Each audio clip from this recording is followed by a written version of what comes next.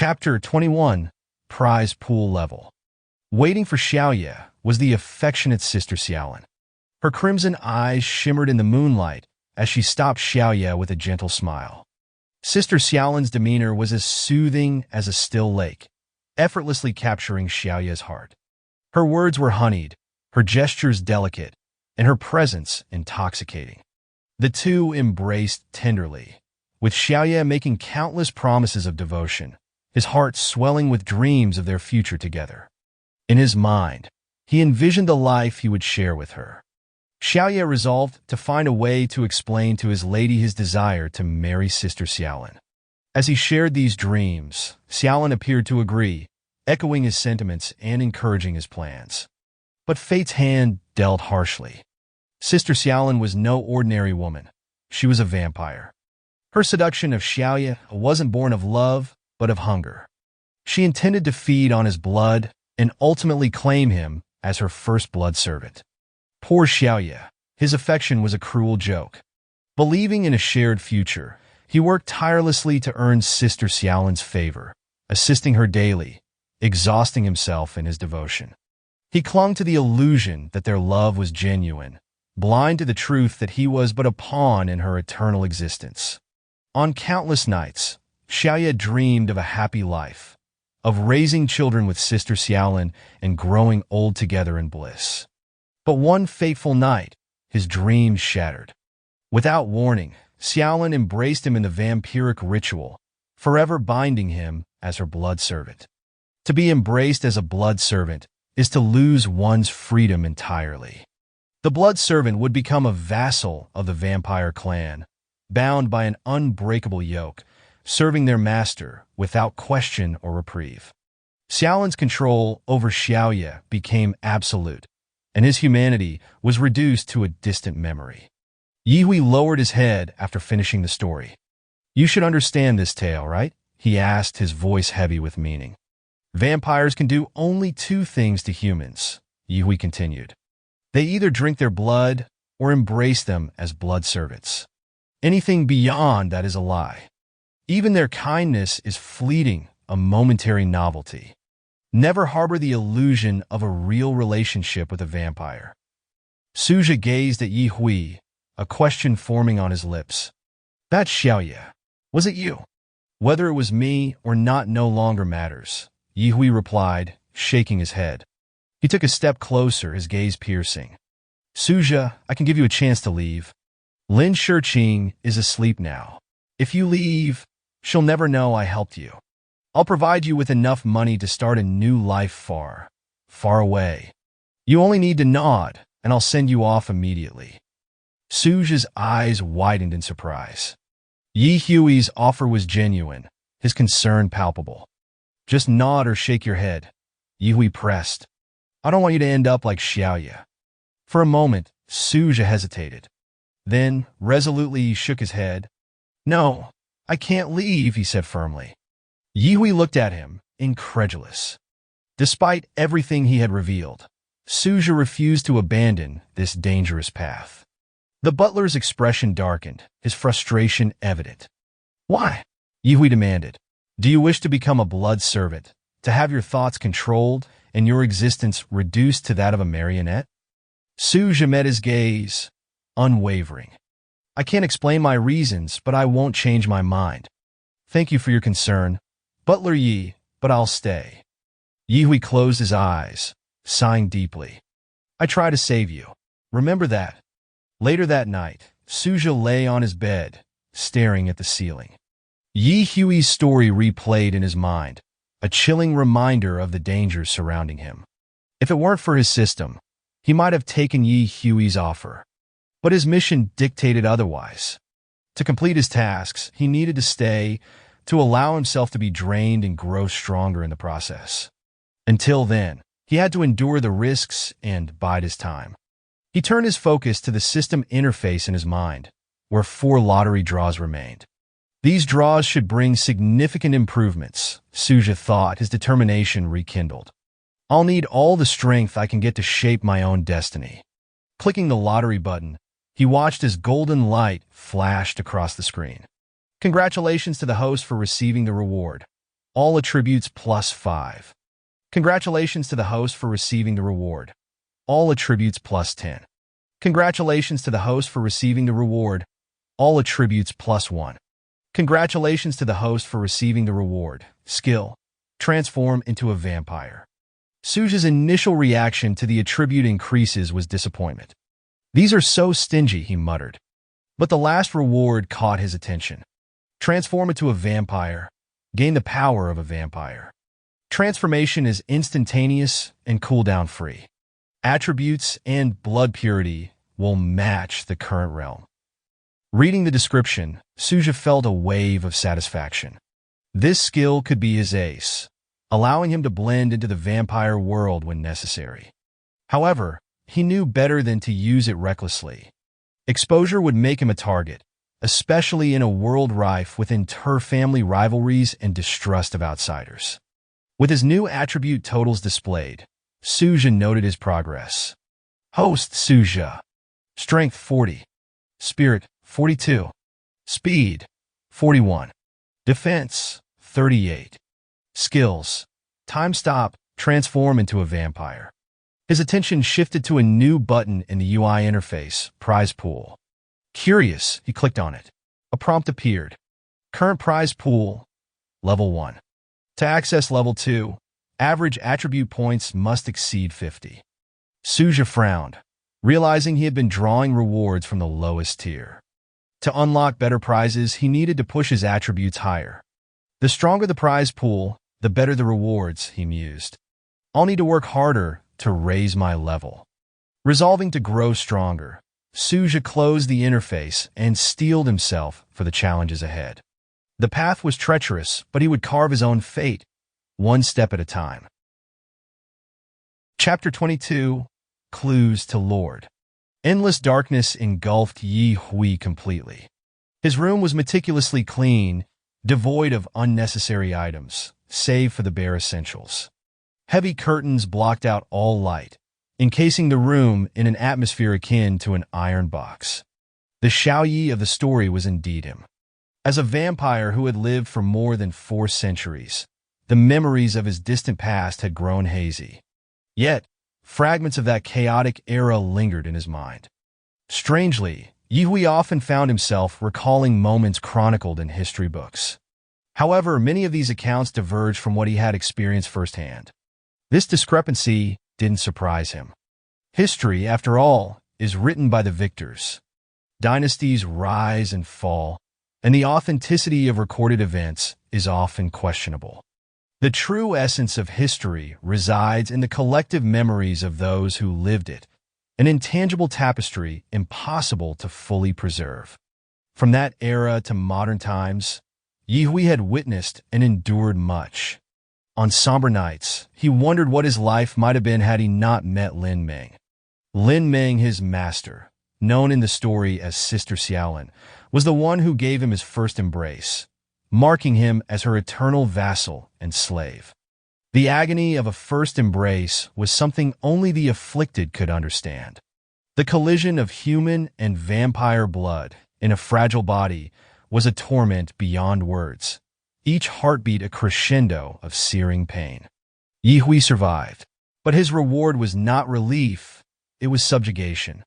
Freed from physical pain, he plunged into a cruel new existence as Lin Meng's blood servant. With a single thought, she could command his suffering or compel his obedience. His autonomy was erased, leaving him bound to serve the Lin family for nearly 4 centuries. When Yi Hui met Su Zhe, he saw the shadow of his own youthful naivety, a human teetering on the brink of entrapment by a vampire's allure. Last night had presented a rare opportunity to rescue Su Zhe, but the boy's obstinacy thwarted his efforts. What spell had Lin Shiqing cast over him to make him stay? With a heavy sigh, Yi Hui resigned himself to the inevitable. In months or years, the Lin family would gain another blood servant named Su Zhe, and Yi Hui would be powerless to prevent the tragedy. On the rooftop of Jinding Tower. Jinding Tower, a super-tall building with 299 floors, stood as a beacon in Binhai's skyline. On its rooftop, two figures stood precariously at the edge, gazing at the world below. The turbulent wind whipped around them, threatening to pull them into the abyss. "Kasha, where do you think this Eastern vampire is hiding?" asked Kevin, the taller of the two. "The intelligence says it's in Benhai, but we've found nothing after days of searching." Kasha, her expression unreadable, glanced at him. "Maybe the intel's wrong. Are you sure your source is reliable?" "Absolutely. But there's good news. The Lord has given us a new clue." "What clue?" Kasha's interest piqued. Kevin turned, his excitement evident. "The Lin Group. Many ancient Eastern vampire families have business empires as their facades. According to the Lord, the Lin Group is managed by one such family. If we tail their key players, we'll uncover something. And when we do, we can eliminate these Eastern vampires, absorb their blood essence, and bolster our strength." Kasha's lips curved into a smile. "Breaking through to the 7th level would elevate our standing in the family. I can't wait. With the Lord's guidance, we have an edge. The others in the family are nothing compared to us," Kevin declared with zeal. Without another word, he leapt into the night, his figure vanishing into the dark fog below. Kasha followed, her movements equally fluid and fearless. The rooftop returned to silence, as if no one had been there. The next morning, Su Zhe's routine felt odd without Lin Shiqing waking him. Having risen at 4 a.m. for 2 consecutive days to run, his body had already adapted. Strangely, he didn't even feel tired anymore. It was as if every fiber of his being urged him outdoors. "The power of habit is astonishing," Su Zhe mused. Since sleep eluded him, he decided to run. As he exited his room, Yi Hui materialized before him, startling him. "Butler Yi," Su Zhe exclaimed. "Why do you appear so suddenly? You scared me." Yi Hui ignored the complaint. "Where are you going?" "For a run." The vampire's expression turned unreadable. "I'll ask you one last time about last night. There's still time to change your mind. If you leave now, Lin Shiqing won't stop you. This is your last chance." Su Zhe's response was immediate. "Butler Yi, even if you ask me 100 times, my answer remains the same." Yi Hui's shoulders slumped. "Stubborn boy, you'll regret this." Turning away, Yi Hui disappeared into the shadows, leaving Su Zhe deep in thought. Despite Yi Hui's warnings, Su Zhe held steadfast. He bore the secret weapon of the system, his key to survival and eventual strength. He would not squander it. Grateful for Yi Hui's concern, Su Zhe silently vowed to repay his kindness one day. When the time came, he would free Yi Hui from his servitude by eliminating Lin Ming. A blood servant's chains break only with the death of their master. Freeing Yi Hui would not only restore his autonomy, but also pave the way for a brighter future, a future where he was finally master of his own fate. Chapter 23. The Vulnerable Lin Shiqing. The morning air was cool and crisp, with the sun still hidden beyond the horizon. Su Zhe's figure darted through the forest paths, his movements swift and deliberate as he tested the limits of his newfound speed. Taking a deep breath, he braced himself, planting his feet firmly on the ground. With a sudden burst of energy, he shot forward like an arrow released from a bow. Wind roared past his ears as Su Zhe sprinted, the trees on either side blurring in indistinct streaks of green. 5 seconds later, he had covered over 100 meters. Standing still, catching his breath, Su Zhe was astounded. He had anticipated an improvement in his speed, but nothing like this. The standard for second-level athletes is 100 meters in 11.5 seconds. "I just did it in less than half that," he muttered. The feat was beyond the realm of human possibility. The current world record for the 100-meter dash was 9.58 seconds, but his acceleration, strength, and control allowed him to achieve nearly half the time, a testament to his enhanced attributes. Looking at his hands, he marveled at the power coursing through him. His strength and speed were now far beyond what was humanly attainable.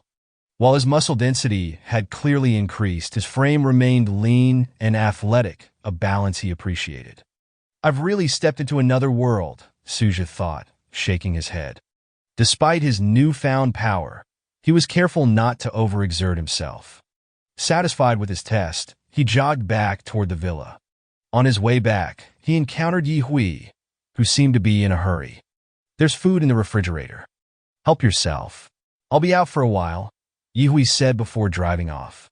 Watching Yi Hui's car disappear down the road, Su Zhe felt a sense of relief. The villa was now his to explore, an ideal opportunity to test his new abilities. He briefly considered attending school, but dismissed the thought. There was a class with Zhu Minjing on the schedule, and he had no desire to face her wrath for skipping yet another session. Besides, rules and routines no longer seemed to matter to him. Only the weak abided by rules. After all, the strong created their own. Entering the villa, he noticed for the first time the strategic positioning of the property. Surrounded by dense woods, the villa's secluded location ensured it was almost impossible to find unless one knew precisely where to look. In the kitchen, Su Zhe prepared a simple meal, toasting bread slices to perfection and assembling a classic sandwich. The meal rejuvenated him, but it also brought on a wave of fatigue. Yawning, he decided to rest, but first wanted to test the skill he had acquired the previous day: transform into a vampire. However, he needed to ensure Lin Shiqing was still asleep. He couldn't risk her discovering his secret. Ascending the 13 black crystal steps, Su Zhe reached the second floor. Gently pushing open Lin Shiqing's door, he peeked inside. She lay curled up on her bed, her body tucked into a fetal position like a vulnerable child. Her soft, pale arms were wrapped around herself, and her thin eyebrows were slightly furrowed. The sleeping posture was telling, a silent cry for security. In the corner of the room, Xiaofan lifted its head, alert to the sound of the door creaking open. It relaxed upon seeing Su Zhe. Lin Shiqing. She's not as invincible as she seems, Su Zhe whispered before quietly closing the door. Satisfied that she was still asleep, he returned to his room to begin the experiment. Standing in the center of his room, Su Zhe focused his thoughts and muttered, "Transform into a vampire." An unfamiliar sensation began to stir deep within him, a warmth that quickly turned into a sharp, searing pain. The transformation was not as effortless as he had hoped. The pain coursed through every inch of his body, making him grit his teeth to endure it. Touching his mouth, Su Zhe felt the corners sting. His fingers brushed against sharp fangs that had sprouted at an alarming speed. Opening his mouth slightly, he marveled at the transformation, careful not to let his new teeth pierce his lips. A more alarming change soon followed. His heartbeat began to slow, each beat growing weaker until it finally stopped altogether. His body turned cold, and his blood ceased to flow. Despite the eerie stillness, he remained conscious, his heightened senses compensating for the lack of a heartbeat. Curious, Su Zhe walked into the bathroom and stared into the mirror. The boy reflected there looked familiar, yet different.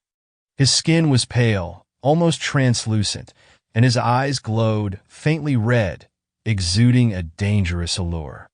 While his physical appearance remained lean and athletic, his muscle density had clearly increased. His body, though not bulky, now radiated a deadly, wiry strength. A strange energy thrummed in his lower abdomen, about 5 centimeters above his navel. Tentatively, he tried to manipulate it. Concentrating, he watched as a crimson glow flickered to life at his fingertips. The sight was mesmerizing, but the energy was volatile and dissipated before he could fully control it.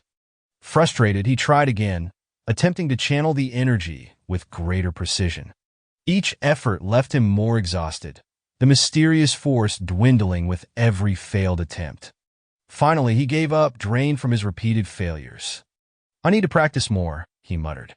Deciding to end the experiment for now, Su Zhe willed himself back into human form. The transformation back was smoother, but left him feeling fatigued. Lying down, Su Zhe contemplated his progress. Though he had yet to master his newfound powers, he felt closer to understanding the changes within him. With time and practice, he was confident he could harness the full extent of his abilities. For now, rest was his only priority. Tomorrow would bring new challenges, and he intended to face them at full strength. Chapter 24. The Call of Clanland. Transforming into a vampire opened a door to a world Su Zhe had never imagined. The moment he crossed into that existence, the colors around him shifted. The world became vivid, tinged with a faint yet mesmerizing blood-red hue. Details he had never noticed before stood out, each line and curve more precise, every movement in his surroundings more defined. From this perspective, the world seemed clearer, sharper, alive in ways he never thought possible. The sensation was intoxicating. Yet, Su Zhe couldn't deny the cost of this transformation. The blood-red energy that coursed through him had drained him to his core, leaving him feeling hollowed out the moment he returned to human form. He lay motionless on the bed, his body too exhausted to even lift a hand. It wasn't just physical fatigue. It felt as though his very essence had been consumed. He glanced at his phone, the clock displaying 8:20 a.m. Notifications blinked, one from Zhang Zilin standing out amidst the others. "What are you doing, kid? I haven't seen you come to class for 2 days. Do you really not want your diploma? Other teachers haven't taken attendance, but I need to remind you. Today's first class is Zhu Minjing's. Are you sure you want to skip? If you don't come today, there's no room for negotiation. Did you suddenly strike gold? Did your house get demolished? What's going on?" Su Zhe read the messages but made no effort to reply. The first class was indeed taught by Zhu Minjing, the most stringent math professor in his major. Yet no amount of academic pressure could force his body into action. As tempting as it was to respond with a quick reassurance, exhaustion pulled him under, and his eyes closed. Within moments, he was fast asleep. Meanwhile, in the bustling Linghai building in Binhai City, Yi Hui was immersed in his usual morning routine. As the housekeeper and chief executive officer of the Lin Group, his responsibilities were vast. With decades of experience, including an MBA earned overseas, he managed the 1,000-strong corporation with precision and ease. Under his leadership, the company had grown exponentially, its operations smooth and efficient. The morning had been spent tackling reports and coordinating projects. By noon, he summoned his assistant, Zhou Xueming, to his office. Zhou Xueming, a capable and attractive woman with a professional demeanor, stood by as Yi Hui outlined his instructions. "Xiao Zhou," Yi Hui said, "I'll be away for the next week, possibly longer. During this time, you'll oversee operations. Communicate my plans to every department. If you encounter any issues you can't resolve, contact me. Otherwise, delay the matter until I return. You've been my assistant long enough to know how to handle things." Zhou Xueming nodded confidently. "Understood, Mr. Yi." With her assurance, Yi Hui felt a measure of relief. Yet his mind was preoccupied. That morning, he had received an urgent summons from Lin Ming. The clan had encountered trouble, and all external blood servants were being recalled to the ancestral land for the family's protection. Lin Shiqing's father, Lin Xiaohua, had also contacted him, instructing him to return alone. The danger facing the clan was unprecedented. Bringing Lin Shiqing, who was far from combat-ready, would only place her in harm's way. Yi Hui had left her strict instructions. "Miss, I've been summoned back to the clan. Stay in the villa with Su Zhe and avoid venturing out. Western vampires have been sighted nearby. It's safer if you remain out of sight." After one final check of his office, Yi Hui departed for his journey to the clan's hidden sanctuary. In a dimly lit room filled with the glow of computer monitors, Kasha and Kevin, 2 Western vampires, analyzed surveillance footage. 16 screens displayed live traffic feeds and recorded videos. Kasha pointed at one feed. "I traced Yi Hui's vehicle. It was last seen near Shilin Villa. That must be where the Eastern Blood Clan's stronghold is located." Kevin's lips curled into a sly smile. "I'm impressed. Your hacking skills are proving invaluable. Tonight, we'll infiltrate Shilin Villa, Kasha said. If our intel is correct, we'll find what we're looking for. Kevin's excitement was tempered by caution. Remember, this is their home turf. If we're too conspicuous, we'll attract more attention than we can handle. The Lord may have given us an edge, but we're not invincible. Kasha nodded. Agreed. Subtlety is key. We'll tread carefully tonight. Reaching the clan's sanctuary was no simple task. Hidden in a remote valley, the location required multiple modes of transportation. Yihui traveled by plane, then by ship, and finally by car. At the base of the mountain, he contacted the clan's leader for the final leg of the journey. As he ascended the airplane steps, a sudden chill crept over him. He stopped, glancing over his shoulder. The airport was bustling, yet something felt wrong. Shaking off the unease, he continued up the stairs. The soft voice of a flight attendant broke through his thoughts. Sir, please proceed. Other passengers are waiting. Yihui nodded absently and entered the cabin. Whatever he'd felt must have been his imagination. Hours later, Su Zhe stirred awake to an unsettling sight. Lin Shurqing's crimson eyes hovering inches from his face. He jolted upright, nearly tumbling out of bed. Lin Shurqing, what are you doing? You scared me. Lin Shurqing arched a delicate brow. You look exhausted. Your blood energy has dropped significantly. It seems the bloodletting I performed earlier was effective. I told you your blood isn't infinite. Su Zhe nodded, hiding the truth. His fatigue stemmed not from the bloodletting, but from the strain of his transformation into a vampire. Still, he decided it was best to let Lin Shurqing believe her theory. Lin Shurqing, for her part, had been awake for hours. The blood she had consumed earlier had been fully absorbed, and its effects were remarkable. Her strength had grown significantly, and the purity of her bloodline had improved. Among the 13th-generation vampires, she was now unrivaled. What intrigued her most was the potential of Su Zhe's blood. With just a few more feedings, she believed she could break through to the elusive 4th level of the vampire clan. The transformation would place her among the elite of their kind. For Lin Shurqing, Su Zhe was no longer just a companion. He was her key to power, and she would not let him slip away. Chapter 25. Is there a girl hiding in your house? One thing is certain. My strength has been improving at a remarkable pace lately. The purity of my bloodline has also significantly increased. Su Zhe, this is all thanks to your blood. Lin Shurqing's piercing gaze locked onto Su Zhe, her expression complicated. Hearing this, Su Zhe was momentarily stunned. He thought to himself, could my rapid attribute growth be directly enhancing the quality of my blood? If so, it would explain why Lin Shurqing's strength and bloodline were improving after feeding on him. This realization sparked a deeper thought. A cycle, Su Zhe mused. Every time Lin Shurqing fed on him, his attributes surged. This, in turn, seemed to elevate the quality of his blood. The higher the quality of his blood, the greater the boost to Lin Shurqing's strength. Her enhanced strength could lead to her consuming more of his blood, creating an endless feedback loop.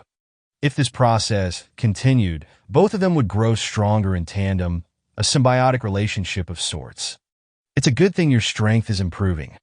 Congratulations, Su Zhe said with a faint smile, trying to appear nonchalant. Lin Shurqing sat by the bed, her posture graceful but contemplative. Your physique is truly extraordinary, Su Zhe.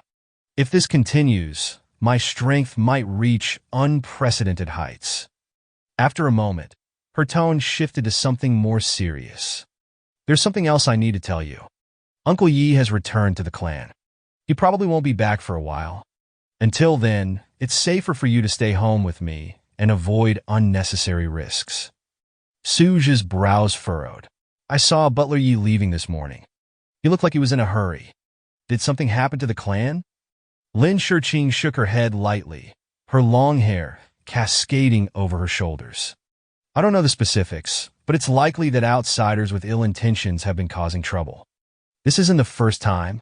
Whenever the clan faces a crisis, all members who are away must return to ensure the family's safety.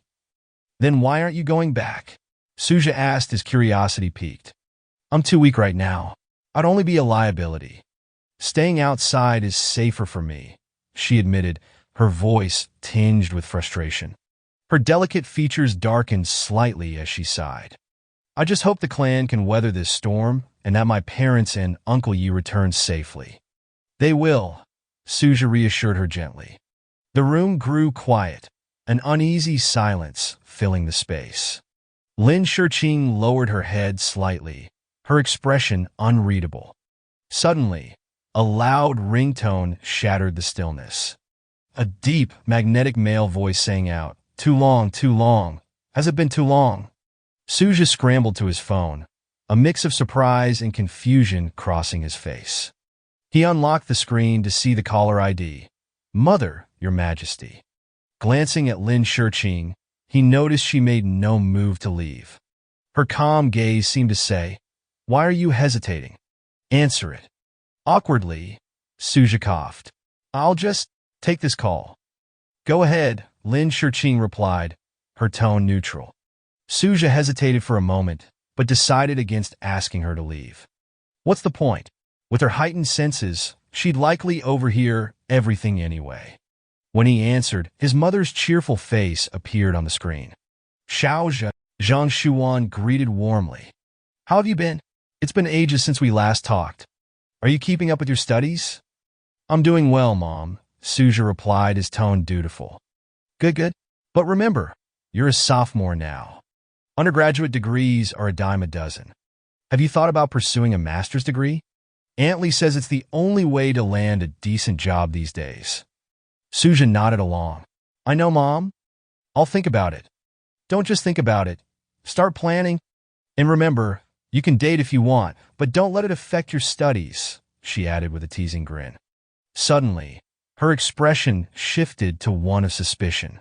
"Why does it look so dark where you are? It's only 6 o'clock. Did you close the curtains? Or were you just napping again?" Su Zhe sighed inwardly. "Mothers always know. I wasn't napping, Mom. I just closed the curtains earlier." "Liar. Look at your hair. It's a mess. Don't think I can't tell you just woke up.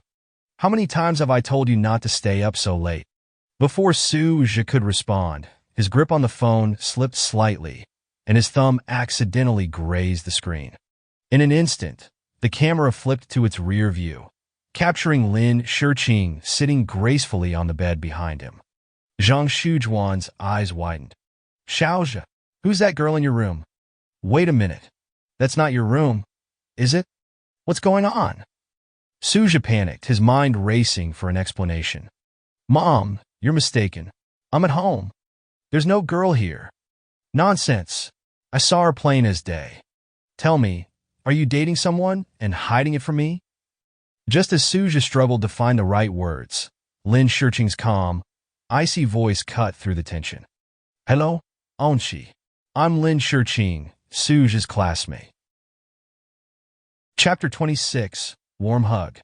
Lin Shiqing must have walked silently, appearing behind Su Zhe without him noticing. Zhang Xuan, his mother, was momentarily stunned when Lin Shiqing's face filled the video screen. Earlier, Su Zhe had briefly turned on the rear camera, and Lin Shiqing's figure had flashed by. Zhang Xuan hadn't gotten a clear look then, but now Lin Shiqing's striking features were in full view. What a beautiful girl. That was Zhang Xujuan's first thought. Fair, flawless skin, and delicate, balanced features. Her son seemed to have done well for himself. Zhang Xuan mused, her curiosity piqued. Su Zhe turned to glance at Lin Shiqing, who stood beside him with a small smile, and felt his heart drop. Mom's going to get the wrong idea. Hello, hello. Zhang Xuan greeted warmly after recovering from her surprise. Annie, I'm discussing study plans with Su Zhe, Lin Shiqing replied, her smile serene. Don't worry. I'll make sure he stays on track. That's wonderful, Zhang Xuan replied with relief. He needs someone to keep an eye on him. He's not exactly the studious type on his own. You're doing me a big favor. Her tone carried a mix of gratitude and curiosity. By the way, what's your name? Lin Shiqing, Annie. You can call me Xiaolin. Su Zhe winced. Considering Lin Shiqing's real age, Calling her Annie herself might have been more fitting, though he'd never dare suggest that to his mother. Xiao Lin, Zhang Xuan repeated with a nod. Thank you for helping Su Zhe. I'll leave you two to your studies. Take care of him for me. Of course, Lin Shiqing replied politely. As Zhang Xuan ended the call, a pleased yet slightly apprehensive expression settled on her face. While Lin Shiqing's presence seemed reassuring, Zhang Xuan couldn't shake the worry that her son, inexperienced in love, might not handle such a beautiful companion well. Beautiful girls can be trouble, after all. She resolved to question Su Zhe later, to learn how they met and ensure everything was above board. Memories of Su Zhe's previous heartbreak, lingered uncomfortably. Zhang Xuan wouldn't let her son be hurt again. After the call ended, Su Zhe turned to Lin Shiqing with a mix of incredulity and exasperation. Miss Lin, do you always walk around like a ghost? When did you even get here? Lin Shiqing shrugged nonchalantly. Just now. By the way, your mother's quite young-looking. Of course, Su Zhe said proudly. She's over 40, but takes great care of herself. Naturally, she's no match for you vampires, but among humans, she's doing pretty well. Lin Shiqing's expression shifted slightly, a shadow of wistfulness crossing her face. Being human isn't such a bad thing, she murmured. Sometimes I think it might be better than being a vampire. Su Zhe frowned. What? How? You have eternal youth and strength. Isn't that what everyone dreams of? Dreams, Lin Shiqing echoed softly, her gaze distant. Humans live fully because their time is limited. They cherish moments, pursue passions, and embrace life with urgency. For me, life stretches endlessly, and the edges blur into monotony. Her voice wavered, tinged with emotion. I've spent decades isolated, pretending, hiding who I am. Friendships are shallow when you can't share your truth. Even in the clan, relationships feel distant, and I see my parents only a few times a year. The rest of the time, I'm alone. Su Zhe listened, the raw honesty in her words striking a chord. Memories of her curled up on his bed that morning, seemingly fragile despite her strength, surfaced in his mind. Without thinking, he stepped forward and wrapped his arms around her. Her body, cool against his warmth, trembled slightly at the contact. Lin Shiqing froze, unprepared for the sudden gesture, but the steadiness of his embrace soothed her. It's okay, Su Zhe murmured. You're not alone anymore. You have me now. Later, Lin Shiqing sat on the bed, hugging a stuffed bear tightly. Her expression was unreadable, though a faint pink tinged her pale cheeks. She replayed the moment in her mind, her usual composure crumbling under the onslaught of unfamiliar feelings. Did Su Zhe just take advantage of me? And yet, she didn't feel anger or disgust. Instead, she found comfort in his embrace, a warmth she hadn't known she craved. Her thoughts spun in circles. Could I actually be falling for him? But she pushed the idea away with a scowl. No way. He's just a human, she muttered. I'm just happy to have a friend. That's all. The shrill ring of her phone snapped her from her musings. She answered briskly, her tone regaining its usual coolness. Hello. Miss Lin, this is Zhou Xueming, Mr. Ye's assistant. We met before. Do you remember? I do, Lin Shiqing replied. What is it? Mr. Ye asked me to investigate someone for you. The information has been sent to your email. Please review it and let me know if anything's missing. Her heart skipped, the girl from the photo. After hanging up, Lin Shiqing opened her laptop and quickly accessed her email. The file confirmed her suspicions. Su Zhe, ex-girlfriend of Su Zhe, known for dating multiple men simultaneously. Forum keywords: green tea, buses, rich people's toys. Lin Shiqing's grip tightened on the mouse. That woman hurt him. Deeply. For reasons she couldn't yet articulate, the thought made her chest ache. Chapter 27. The Female Aquaman and Master of Time Management. Manhwa University's online forum had long been a buzzing hub for student activity. It hosted everything from course help and flea markets to scandalous gossip and heated debates.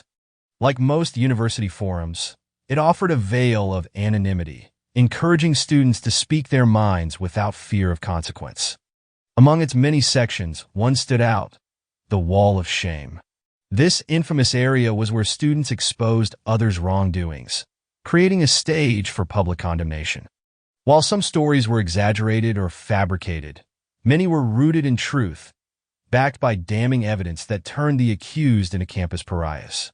2 months ago, Su Zhe became the forum's most talked-about figure. Su Zhe's beauty and charm had made her a well-known name on campus. Her graceful figure and alluring demeanor drew admirers from all corners of the university. Yet behind her captivating facade, she concealed a scandalous secret. She was dating multiple boys simultaneously, managing her time with precision and cunning.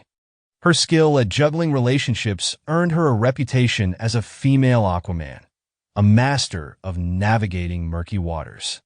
On any given night, she could attend 3 different dates without breaking a sweat or raising suspicion. Her arsenal of lies and alibis kept her suitors in the dark. But secrets have a way of surfacing. One of her boyfriends grew suspicious and began investigating her behavior. His persistence paid off, and he eventually gathered undeniable proof of her infidelity. Armed with videos, audio recordings, and other evidence, he exposed Su Zhe on the forum. The boy, known for his distinctive green-dyed hair, poured his fury into the post. His detailed account, paired with incriminating evidence, caused an immediate uproar. The story spread like wildfire, and Su Zhe's reputation crumbled overnight.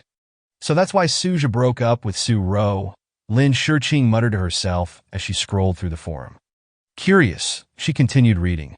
Su Zhe had moved on to a new target, Liu Zifeng, a junior at Manhwa University and the eldest son of the failing group's director. With his family's wealth and status, Liu Zifeng fit the profile of Su Zhe's ideal partner. Despite her tarnished reputation, Su Zhe's stunning looks and confident allure still attracted affluent suitors. After her exposure, Su Zhe abandoned any pretense of innocence. No longer pretending to be a devoted girlfriend, she openly pursued multiple relationships, prioritizing wealth and luxury over sincerity. Wealthy young men from prestigious families were willing to spend money for her company, treating her as a temporary indulgence rather than a committed partner. She's no better than someone selling herself, Lin Shiqing remarked, shaking her head. Though she felt bad for Su Zhe, she hoped the experience would teach him to be more cautious in the future. Su Zhe's behavior disgusted her, not for her pursuit of material comfort, but for her deceit and manipulation. Exploiting the emotions of unsuspecting men like Su Zhe crossed the line. Such a shameless woman, Lin muttered.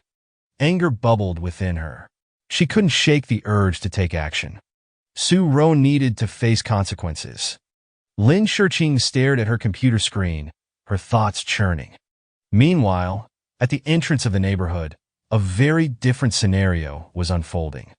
Here we are, Shilin Villa, Kasha said softly, her black clothing blending with the evening shadows. She surveyed the aging residential complex, her instincts telling her this was the place.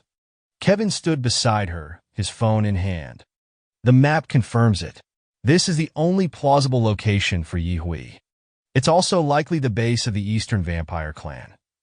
The 2 Western vampires had come with a singular purpose: to claim the blood essence of their Eastern counterparts. To them, the essence was both a delicacy and a source of power. We should proceed carefully, Kasha cautioned. First, assess their numbers. If they outnumber us, we retreat and plan our next move. Kevin scoffed. We're 6th-level vampires, the pinnacle of our generation. The Lord made it clear that the strongest Eastern vampires live in isolated tribes. Those in urban areas are weaker. If it's just the 2 of us against a 7th-level vampire, we'll still hold our ground. Kasha nodded, but remained vigilant. Both vampires had concealed their identities with caps, masks, and sunglasses, ensuring they wouldn't be recognized by any surveillance cameras.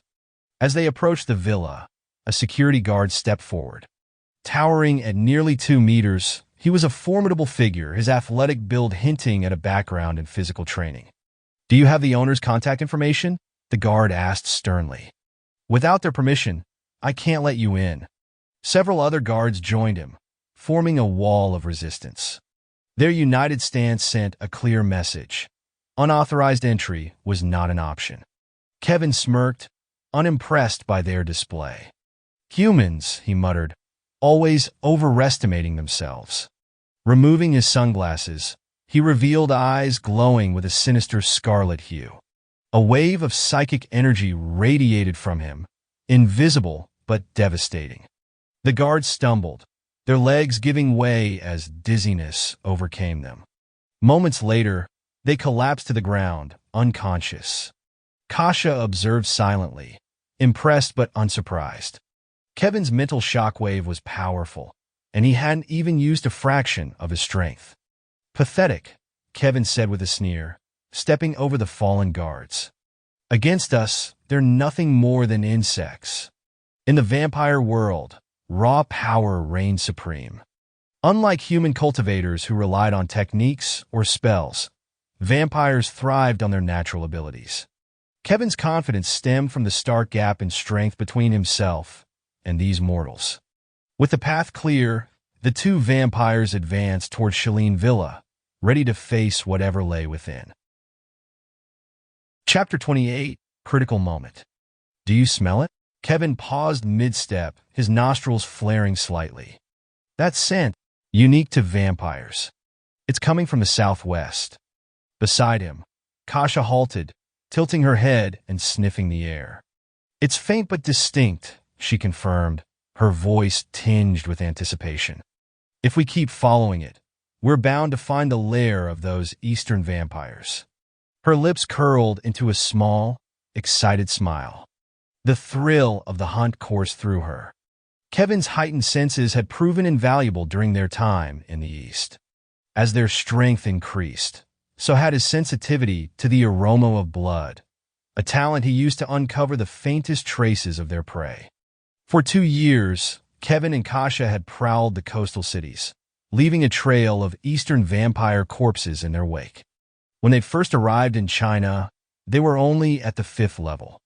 But through calculated hunts and the consumption of blood essence, they clawed their way to the 6th. It was a feat few could achieve in the current age, where the vampire bloodlines were in decline and breakthroughs were scarce. Without the blood of their kind, advancing even a single level might have taken decades of relentless effort. But shortcuts came with risks. Every hunt was a gamble. Eastern vampires were not to be underestimated, and a single miscalculation could mean death. Their success was due in no small part to the Lord. For reasons unknown, this shadowy benefactor had provided them with critical intelligence about Eastern vampire movements, their lairs, and even internal conflicts within clans. It was thanks to this information that Kevin and Kasha had avoided dangerous encounters and targeted only the most vulnerable prey. Even now, they didn't know who the Lord was, but they knew he, or it, was a being of terrifying power and influence. Following the faint blood trail, the duo approached a grand Gothic-style villa hidden deep within the forest. Kasha frowned, her excitement dimming slightly. "Something's off. Based on the blood energy, it seems there's only one vampire inside, and it's weak. Its strength doesn't even reach the 4th level." Kevin sniffed the air again, his brows knitting together. He reluctantly confirmed her assessment. "After all this effort, and it's just a runt," he muttered. The disappointment was palpable. They'd spent nearly half a month tracking this lead, expecting a substantial reward. A 4th-level vampire's essence was barely worth the effort. "It's possible the major families are to blame," Kasha speculated, her tone tinged with annoyance. "Lately, they've been rampaging through the East, targeting vampire clans. I heard some 12th-generation Western vampires even managed to break through to the 9th level by devouring the blood of those Eastern families." Kevin's expression darkened. "So the Eastern clans are retreating regrouping, which leaves us chasing scraps. Kasha shrugged. Even so, no matter how weak it is, it's still a source of blood essence. As the saying goes, even a small fly is still meat. Kevin smirked. You've been picking up too many local idioms. Ignoring him, Kasha took the lead. Their disappointment didn't dampen their determination. The scent of blood was enough to draw them forward, even if the prey wasn't ideal. The villa loomed closer, its purple-black walls partially obscured by the dense woods. The pair moved with predatory ease, their crimson eyes gleaming in the dim moonlight. Inside the villa, Lin Shiqing stared at the surveillance monitor, her heart pounding. Western vampires. Here, she whispered, her voice trembling. The grainy footage showed two figures cloaked in black, moving methodically through the forest. Though their pace was unhurried, the menace they exuded was unmistakable. They're only 800 meters away, Lin muttered, glancing at the map displayed on her phone. At their current pace, they'd reach the villa in 3 to 4 minutes. Panic surged through her, but she forced herself to stay calm. She took a deep breath, her mind racing. The underground chamber. It's our only chance. The villa, built over a decade ago, had been designed with a sophisticated defense system. Though she'd hoped never to use it, today that hope crumbled. Su Zhe, she called, rushing downstairs. She found him lounging on the couch, completely unaware of the approaching danger. Get up! Come with me now? Su Zhe blinked at her, confused. What's going on? Western vampires. They're coming, she said sharply, dragging him to his feet. She led him to the bookshelf beneath the staircase. Nestled among the dusty tomes was a worn copy of The Secret History of the Blood Clan. Lin Shiqing pulled it aside, revealing a hidden turntable behind it. Her fingers trembled as she began twisting the dial. Clockwise 1, clockwise 3, counterclockwise 5. She muttered under her breath, repeating the sequence she'd memorized. The intricate mechanical lock clicked softly with each turn. Unlike electronic locks, which could fail or be hacked, the mechanical system was reliable, a last line of defense in moments like this. Seconds ticked by like hours as she worked, each twist of the dial bringing her closer to safety. Finally, with a faint hiss, the hidden door slid open. Inside now, Lin ordered, shoving Su Zhe into the passage. She followed quickly, the door ceiling shut behind them with a reassuring clang. Outside, Kevin froze mid-step. The blood energy. It's fading, he growled. That vampire is hiding, somewhere sealed. Kasha's crimson eyes narrowed. She focused for a moment, then nodded. You're right. The fluctuations are almost gone. Without a word, Kevin surged forward, his body enveloped in a faint crimson aura. His speed doubled as he raced toward the villa, his feet barely touching the ground. Kasha followed, her own aura flaring to life. Though she was slightly slower, the hunger in her eyes was just as fierce. Under the pale moonlight, the two figures tore through the forest, their dark silhouettes painted red by the glow of their bloodlust. For Lin Shiqing and Su Zhe, the fight for survival had just begun. Chapter 29. The Last Line of Defense. The underground chamber exuded an air of antiquity. Su Zhe glanced around, noting the dusty relics of another time. A cabinet stood to his right, while at the center of the room, a coffin and a simple bed dominated the space. On the left, a modest table and chair completed the austere arrangement. Lin Shiqing moved quickly to the table, her focus on a lever coated in a fine layer of dust. Without hesitation, she gripped it and pulled. A cascade of mechanical sounds echoed through the chamber, the grinding and clicking of gears reverberating like the heartbeat of a sleeping metal beast. Su Zhe felt as if he had stepped into the innards of an ancient, titanic machine, its complex mechanisms working methodically around him. Above ground, the villa's defenses sprang to life. Concealed silver-tipped spikes emerged from the floor, ready to skewer any intruders who triggered their pressure plates. Crossbows loaded with silver bolts extended from hidden recesses, their gleaming tips promising pain and death. Modern weaponry complemented the archaic arsenal. Laser grids buzzed to life, and heat sensors primed to unleash precision strikes. Silver-infused weapons can cripple a vampire's regenerative abilities, Lin Shiqing explained hurriedly. But against enemies as strong as these, even this system might not hold. Su Zhe nodded grimly. How strong are they? At least 6th level, Lin Shiqing replied, her voice tinged with despair. Far beyond my capabilities, and even Uncle Yes. Su Zhe's expression darkened. The odds were worse than he had imagined. Above ground, a calculated assault. Don't get complacent, Kasha cautioned as she and Kevin approached the villa's entrance. Remember Guangqing? That silver crossbow trap nearly took you down. Kevin smirked, a crimson energy ball forming in his palm. That was then. This time, we'll take the direct approach.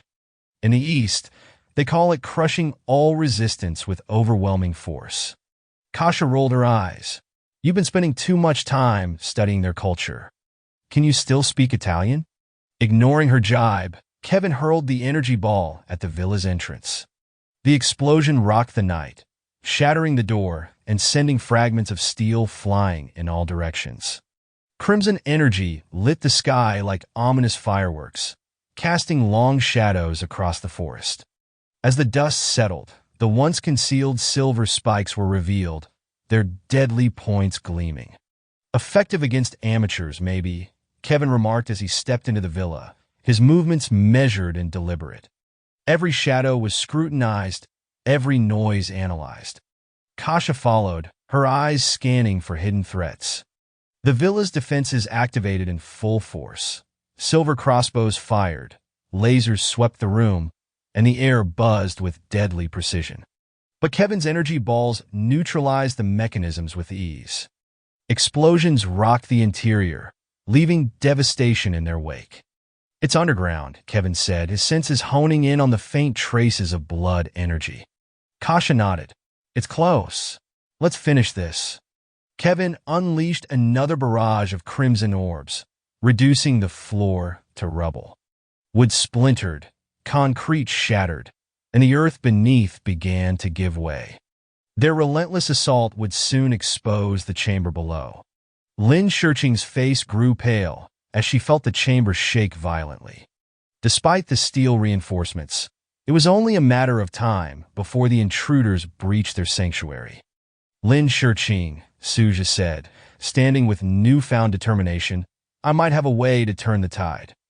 She turned to him, her eyes narrowing. What are you talking about?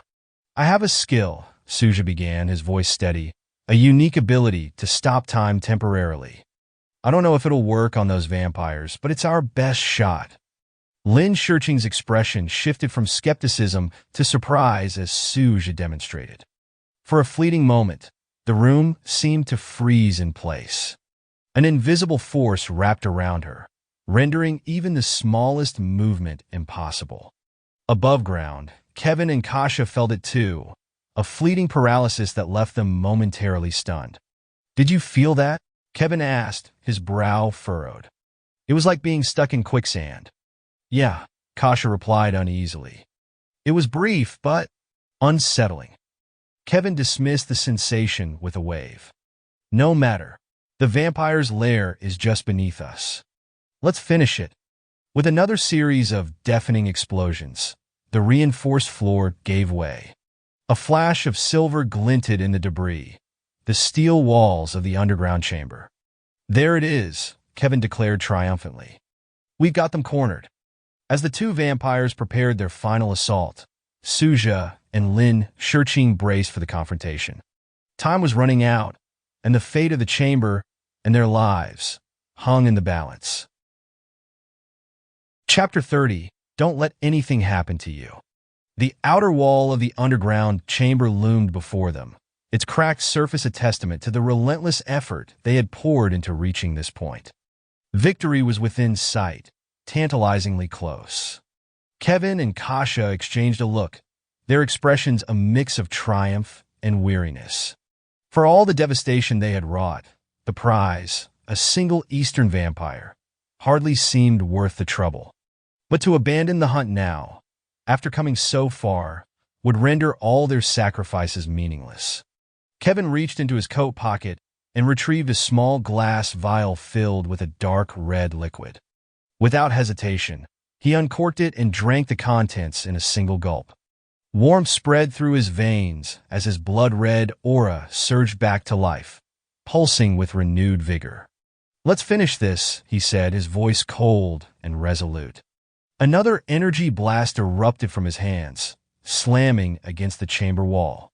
A faint click echoed through the air, cutting through the sound of crumbling stone. Kevin froze, his predatory instincts sharpening. He turned toward the source of the noise just as two figures emerged from the shadows at the chamber's entrance, a young man and a woman, standing 30 meters away. The man's expression was calm, but the woman's face carried an edge of determination. Kevin's gaze lingered on her, his lips curling into a grotesque grin. The subtle fluctuations of blood energy radiating from her marked her as a vampire.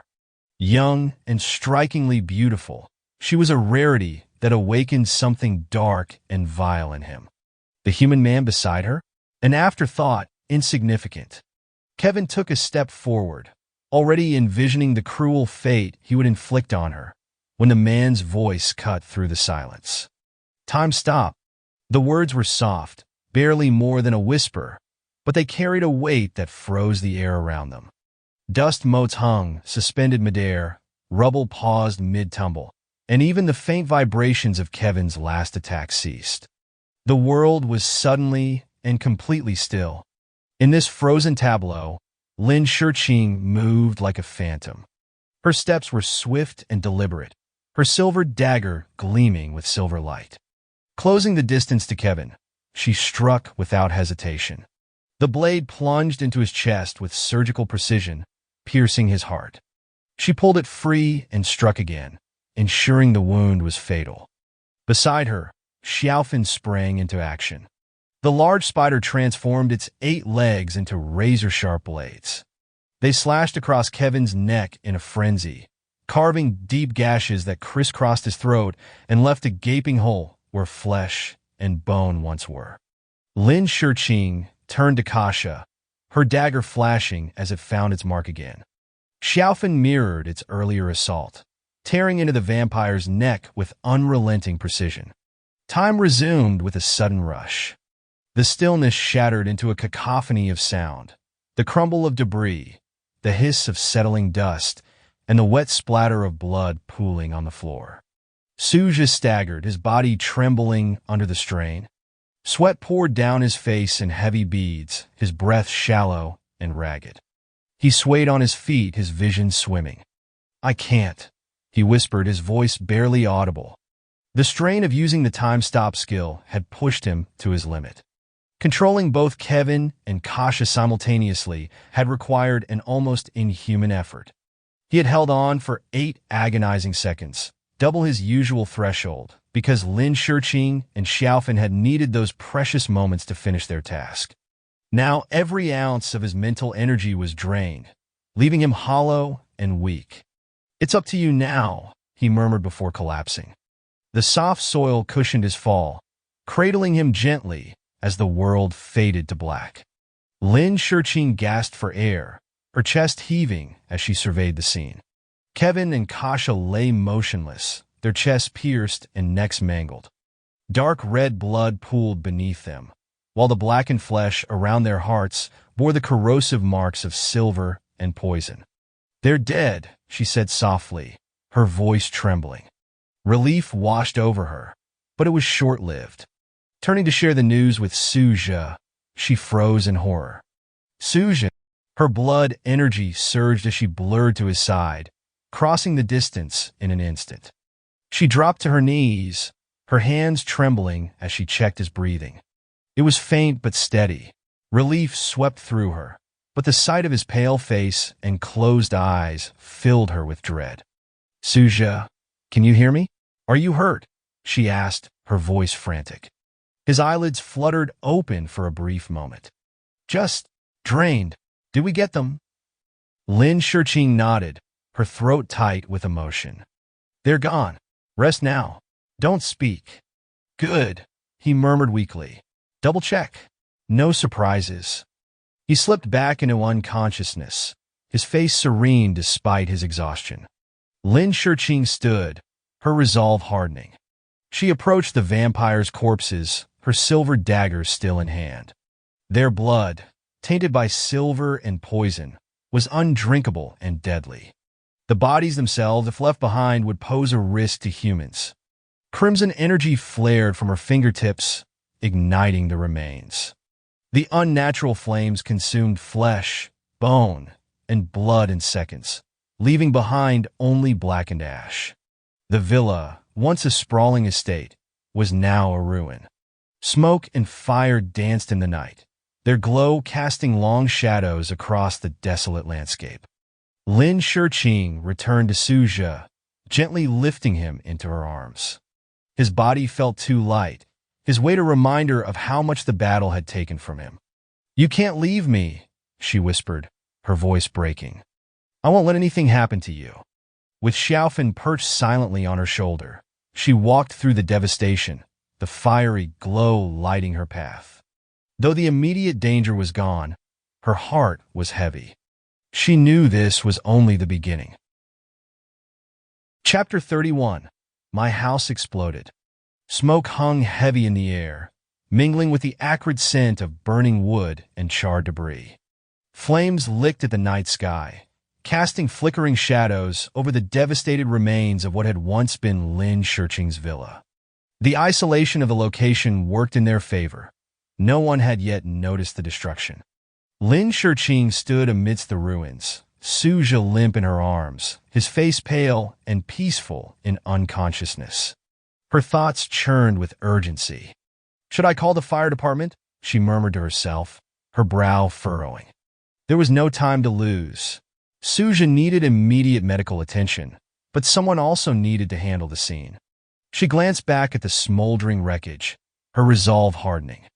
With a quick motion, she retrieved her phone and dialed a number. Uncle Ye's advice echoed in her mind. "Contact Zhou Xueming if anything happens." Lin Shiqing trusted his judgment. If anyone could handle this, it was Zhou Xueming. In a quiet, luxurious apartment in the heart of Binhai City, Zhou Xueming was fast asleep, her silken sheets draped over her like a cocoon. The sudden, shrill ring of her phone shattered the stillness. Groaning, she stretched out a delicate hand to silence the noise, her fingers brushing against the device. Waking to a midnight call was never a good omen. Blinking blearily at the screen, her grogginess vanished the moment she saw the name. Lin Shiqing. Zhou Xueming bolted upright, her mind snapping to attention. Mr. Ye's respect for Lin Shiqing was well known, and the Lin name carried weight that demanded careful attention. "Miss Lin," she answered crisply, masking her earlier drowsiness. "I need your help," Lin Shiqing said, her voice steady despite the chaos surrounding her. "You won't believe it, but my house exploded." "What?" Zhou Xueming's disbelief was palpable. Lin Shiqing didn't waste time explaining. She snapped a picture of the ruins and sent it over. A moment later, Zhou Xueming's breath caught. The villa looked as though it had been hit by a bomb, the destruction too methodical for a natural accident. "I need you to handle this. Bring people to secure the site and ensure no word of this gets out. I'm taking someone to the hospital. Arrange a car for me. Fast." "I'll handle it," Zhou Xueming said, already moving. Within 3 minutes, Zhou Xueming had mobilized the Lin Group's emergency response team. Her efficiency was unmatched. Instructions given, she dressed swiftly and was on the road. By the time she reached Shilin Villa, 15 minutes had passed. The fire had mostly subsided, leaving smoldering embers scattered across the ground. The woods surrounding the property remained untouched, as though silently bearing witness to the night's events. Zhou Xueming parked her car along the mountain path and made her way to the scene. Lin Shiqing stood near the ruins, cradling a boy in her arms. Zhou Xueming's sharp eyes took in the boy's pale complexion, the unnatural white of his hair, and the faint signs of strain etched into his features. "Miss Lin," Zhou Xueming called out as she approached. "You're here," Lin Shiqing said, exhaustion evident in her voice. "The company's people are on their way to seal the scene. Make sure no details leak." Zhou Xueming nodded. "Consider it done. Let's get him to the hospital. My car is ready." Lin Shiqing followed, her steps steady despite the weight in her arms. The thought of walking or flagging down a taxi had crossed her mind, but the risk of attracting attention in her disheveled state was too great. She couldn't afford questions. As they drove, Lin Shiqing's eyes flickered to Su Zhe. His breathing remained steady, but his hair continued to lose its color, the strands turning stark white. She clenched her fists, frustration bubbling beneath her calm exterior. By the time they reached the hospital, Su Zhe's transformation was complete. Zhou Xueming had arranged everything in advance, ensuring a seamless admission process. Doctors ran tests, their faces perplexed as they examined the results. "There's nothing physically wrong," one finally said. "The graying of his hair might be due to stress or energy depletion. He just needs rest. With time, he'll recover, and his hair may even return to normal." Lin Shiqing listened intently, her relief tempered by lingering unease. Zhou Xueming, standing nearby, watched her with a mix of curiosity and concern. She dismissed the doctor with a polite smile, but her thoughts churned. Who is this boy? What happened tonight? Outside, Zhou Xueming's phone buzzed. She stepped into the hallway to take the call. "Assistant Zhou Xueming," a voice reported. "The scene is secured, and cleanup has begun. No signs of explosives were found, only traces of a strange energy. We'll keep this discreet." "Good. Make sure it stays that way," Zhou Xueming said, her tone sharp. "No leaks. Understood?" "Yes, ma'am." As she hung up, Zhou Xueming's mind raced. The destruction defied explanation. Whatever had caused the explosion wasn't something she could categorize, but one thing was clear.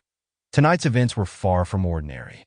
Back in the ward, Lin Shiqing sat beside Su Zhe, her gaze fixed on his peaceful face. The doctor's reassurances echoed in her mind, but doubt lingered. Unconventional abilities, mysterious resilience. Su Zhe, just who are you? Chapter 31. Do you remember? Lin Shiqing sat silently beside the hospital bed, her profile softened by the pale glow of the overhead lights. The cold light emphasized the pallor of Su Zhe's face, a stark reminder of the peril they had narrowly escaped. The sound of a door creaking open broke the silence. Lin Shiqing turned as Zhou Xueming entered, her footsteps hesitant, her posture stiff. Xiaofan, perched on the edge of the bed, immediately tensed, its glossy black legs twitching in anticipation. Though accustomed to the sight of the massive spider, Zhou Xueming still felt a shiver run down her spine. It wasn't fear, exactly. It was all mixed with unease. "Miss Lin, the situation at your villa has been taken care of," Zhou said softly, careful to avoid direct eye contact with the spider. "Everything has been handled discreetly. You don't need to worry." Lin Shiqing gave a curt nod. "Thank you, Assistant Zhou. You can head back and rest. I'll contact you if anything else comes up." "Of course. Call me anytime." Zhou lingered for a moment, then left, shutting the door behind her. The VIP ward was quiet again. Luxuriously outfitted, it felt more like a hotel suite than a hospital room, with its warm lighting, plush furnishings, and state-of-the-art medical equipment. Yet Lin Shiqing had chosen to handle everything herself, dismissing the attending nurses. Her gaze drifted back to Su Zhe. His chest rose and fell steadily, but his face remained pale, almost translucent. Guilt gnawed at her. Everything that had happened, the attack, the near-death experience, was because of her. How had those Western vampires found her? The question spiraled through her mind, unanswered. Exhaustion pulled at her, heavier with each passing moment. The battle had drained her, forcing her to burn her own blood essence. That sacrifice had bought them victory, but left her weakened, her reserves depleted.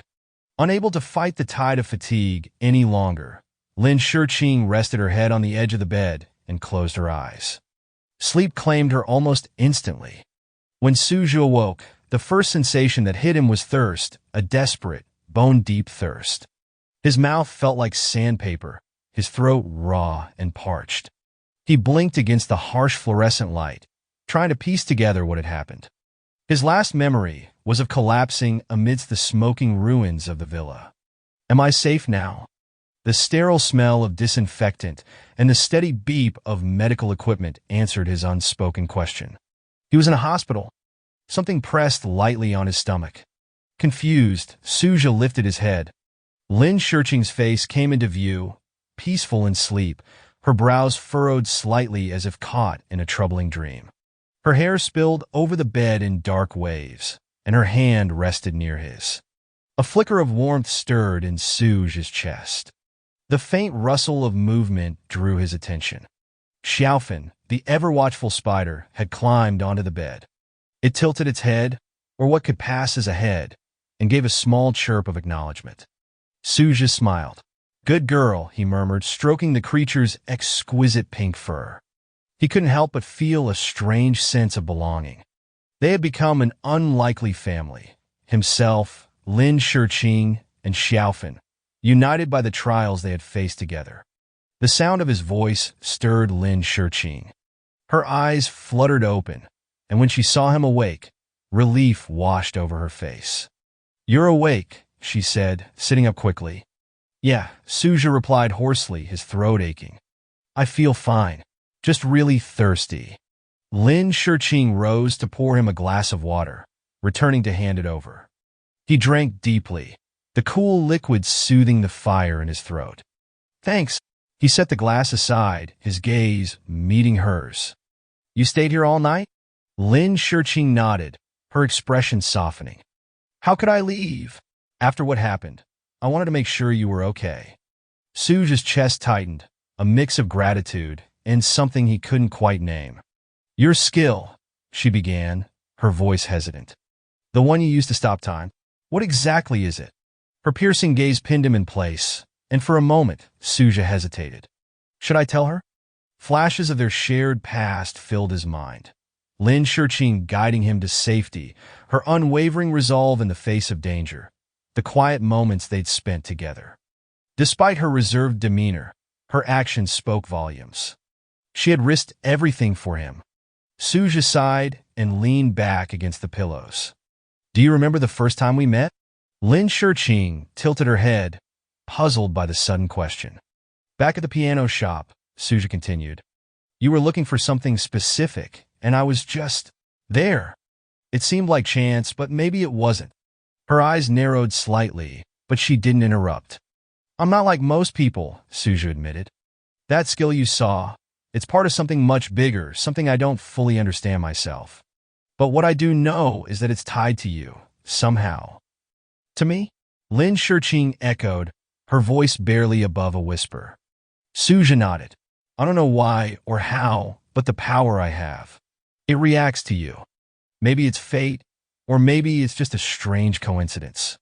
Either way, it's why I was able to help you last night. Lin Shiqing's expression softened, the tension easing from her shoulders. I see. For a moment, silence stretched between them, broken only by the quiet hum of medical equipment. Thank you, she said finally, her voice steady. For everything. No, Su Zhe replied, shaking his head. We made it through together. You, me, and Xiaofan. We're a team. A small smile tugged at the corners of Lin Shiqing's lips. For the first time in what felt like forever, she allowed herself to relax. Whatever lay ahead, they would face it together. Chapter 33, Forge a Bond. Do you remember the first time we met? Su Zhe asked, his voice calm, yet weighted with emotion. Lin Shiqing paused, her mind drifting back to a rainy afternoon at Manhwa University. She had just ordered a coffee, seeking refuge from the storm outside, when a tantalizing aroma of fresh blood lured her attention to a nearby music store. That was when she first saw him. At the time, Lin Shiqing had been quietly searching for a suitable partner for her upcoming adult ceremony. Despite sifting through countless candidates at the university, boys and girls alike, none had met her strict standards. Talent, discipline, and a certain purity of blood were rare traits in her world. She had nearly given up hope when Su Zhe appeared, like an unexpected stroke of fate. "I remember," she said softly, her gaze steady. "I fell for you in that moment," Su Zhe admitted, a faint smile on his lips. "I asked for your WeChat, and within days, you invited me to your home. Everything since then feels like a whirlwind." The memories felt heavier now, steeped in the shared trials they had endured. Few couples could claim to have faced as much as they had in such a short time. "It was that day, at your home, that I realized you were a vampire," Su Zhe continued. Lin Shiqing's expression tightened. "You knew? And yet you stayed. Why?" "Because I have a mission," he confessed, his tone serious. "One that ties me to you." Lin Shiqing tilted her head slightly, intrigued yet wary. Su Zhe took a deep breath and began to explain. "If you drink my blood, I complete part of my mission. That's why I let you take it. My unique physique allows my blood to regenerate rapidly, making it nearly impossible for me to be drained completely." Her eyes widened slightly, but she said nothing, letting him continue. "That's not all," he added. "I can transform into a vampire as well. You've seen it, my red eyes, fangs, the way my heart stops. These abilities are part of who I am now." Lin Shiqing's surprise deepened. "How is that even possible?" Su Zhe smiled faintly. "My physique is rare, even miraculous. It grants me abilities that defy explanation. But more importantly, it creates a cycle between us. Each time you drink my blood, your strength and bloodline purity improve. In turn, my body adapts and enhances the quality of my blood. Together, we grow stronger, like a snowball gaining momentum." Lin Shiqing fell silent, absorbing his words. "This symbiosis," he pressed on, "is the reason I trust you with the truth. Our fates are intertwined. Neither of us could have achieved what we have alone. Without you, I wouldn't have survived last night. And without me, you couldn't have defeated those vampires." His voice softened. "We're a team, Lin Shiqing." After a long pause, she finally asked, "Can you show me your transformation? I want to see it again." Su Zhe nodded, closing his eyes to concentrate. A crimson aura enveloped him, subtle but mesmerizing. His pupils turned scarlet, his fangs elongated, and the room seemed to hum with an otherworldly energy. Lin Shiqing watched, mesmerized. "You really are like a vampire," she murmured, her tone laced with disbelief. "This transformation is taxing," Su Zhe admitted, his voice rough. "I've only recovered a fraction of the blood energy I used yesterday." Lin Shiqing's expression grew complicated. She studied him, her thoughts unreadable. The sight of Su Zhe's transformation, combined with his earlier revelations, left her shaken. "You mentioned something about controlling this energy," Su Zhe said, breaking the silence. "Do you know how?" "I haven't been able to manipulate it yet, at least not intentionally." Lin Shiqing hesitated. "It's instinctive for most vampires," she explained. "Like breathing for humans. The blood energy is part of us, and we learn to wield it naturally. But you're different. You weren't born with this ability, so it might take time for your body to adapt." She paused, as if weighing her next words. "When Uncle Yi returns, you should ask him. He was once human too. He might understand your struggles better than I do." Su Zhe nodded, though a twinge of disappointment lingered. It seemed the path to mastering blood energy would be one of trial and error. "One more question," Lin Shiqing said, her voice quieter now. "If you can shift between human and vampire, does that mean you'll live as long as we do?" Su Zhe blinked, caught off guard. "I don't know," he admitted. "Maybe time will tell." Their eyes met, and for a moment, the air between them was thick with unspoken emotion. Whatever the future held, Su Zhe knew one thing for certain. Their bond was unbreakable, forged in blood and battle. Chapter 34. A Small Boat on Rough Seas. Knock, knock, knock. The sound came from the ward door, a steady rhythm that echoed in the quiet room. Is it convenient to come in for rounds? A composed male voice asked from the other side. Lin Shiqing instantly recognized it. Dr. Qiao, she murmured to herself. It was Qiao Guisun, Su Zhe's attending physician, the one who had overseen his care since the moment he was admitted. Come in, she said aloud, casting a quick glance at Xiaofan. The spider understood immediately, scuttling into the cabinet with remarkable speed. A creature of its size would send Dr. Qiao into a panic, and that was a complication she wasn't willing to entertain. The door opened to reveal Qiao Guisun, a middle-aged man whose thinning hairline lent him an air of authority and competence. In his 30s and a graduate of one of the country's most prestigious medical schools, he carried himself with a professionalism that inspired confidence. As he approached the bed, he checked the readings on the multifunctional monitor beside Su Zhe. Blood pressure, heart rate, and oxygen levels all showed within normal ranges. The steady rhythm of the electrocardiogram confirmed his initial assessment. All looks good, Qiao noted, scribbling in his notebook before addressing Su Zhe directly. How are you feeling? Any discomfort? Su Zhe blinked, taking a moment to assess himself. The soreness in his body had subsided, though his head still felt heavy, as though wrapped in a fog. Just a little headache, he admitted. Otherwise, I feel fine. Dr. Qiao nodded, jotting down another note. That's to be expected. Fatigue like yours can sometimes linger. But overall, your recovery is remarkable. He paused, then added, medically speaking, you're ready to be discharged. Before Su Zhe could respond, Lin Shiqing interjected. Doctor, his hair is still completely white. Isn't that a sign of lingering trauma? Qiao Guisun offered a patient smile. Ah, yes, the phenomenon known as overnight white hair. It's rare, but not unheard of. Extreme stress or exhaustion can cause such a reaction. The good news is, for someone as young and otherwise healthy as he is, his hair should regain its color naturally over time. He adjusted his glasses, glancing between the two. Of course, if you're worried, he can stay for observation. There's no harm in being cautious. Lin Shiqing nodded thoughtfully. Thank you, doctor. We'll consider it. Satisfied, Qiao Guisun packed his notes and excused himself, leaving the room in silence once more. As soon as the door closed, Su Zhe turned to Lin Shiqing, his gaze sharp. You'll need to contact Butler Yi soon, but we can't tell him everything about last night. Lin Shiqing stiffened at the mention of Yi Hui. You mean, we keep the truth from him? Su Zhe nodded. Exactly.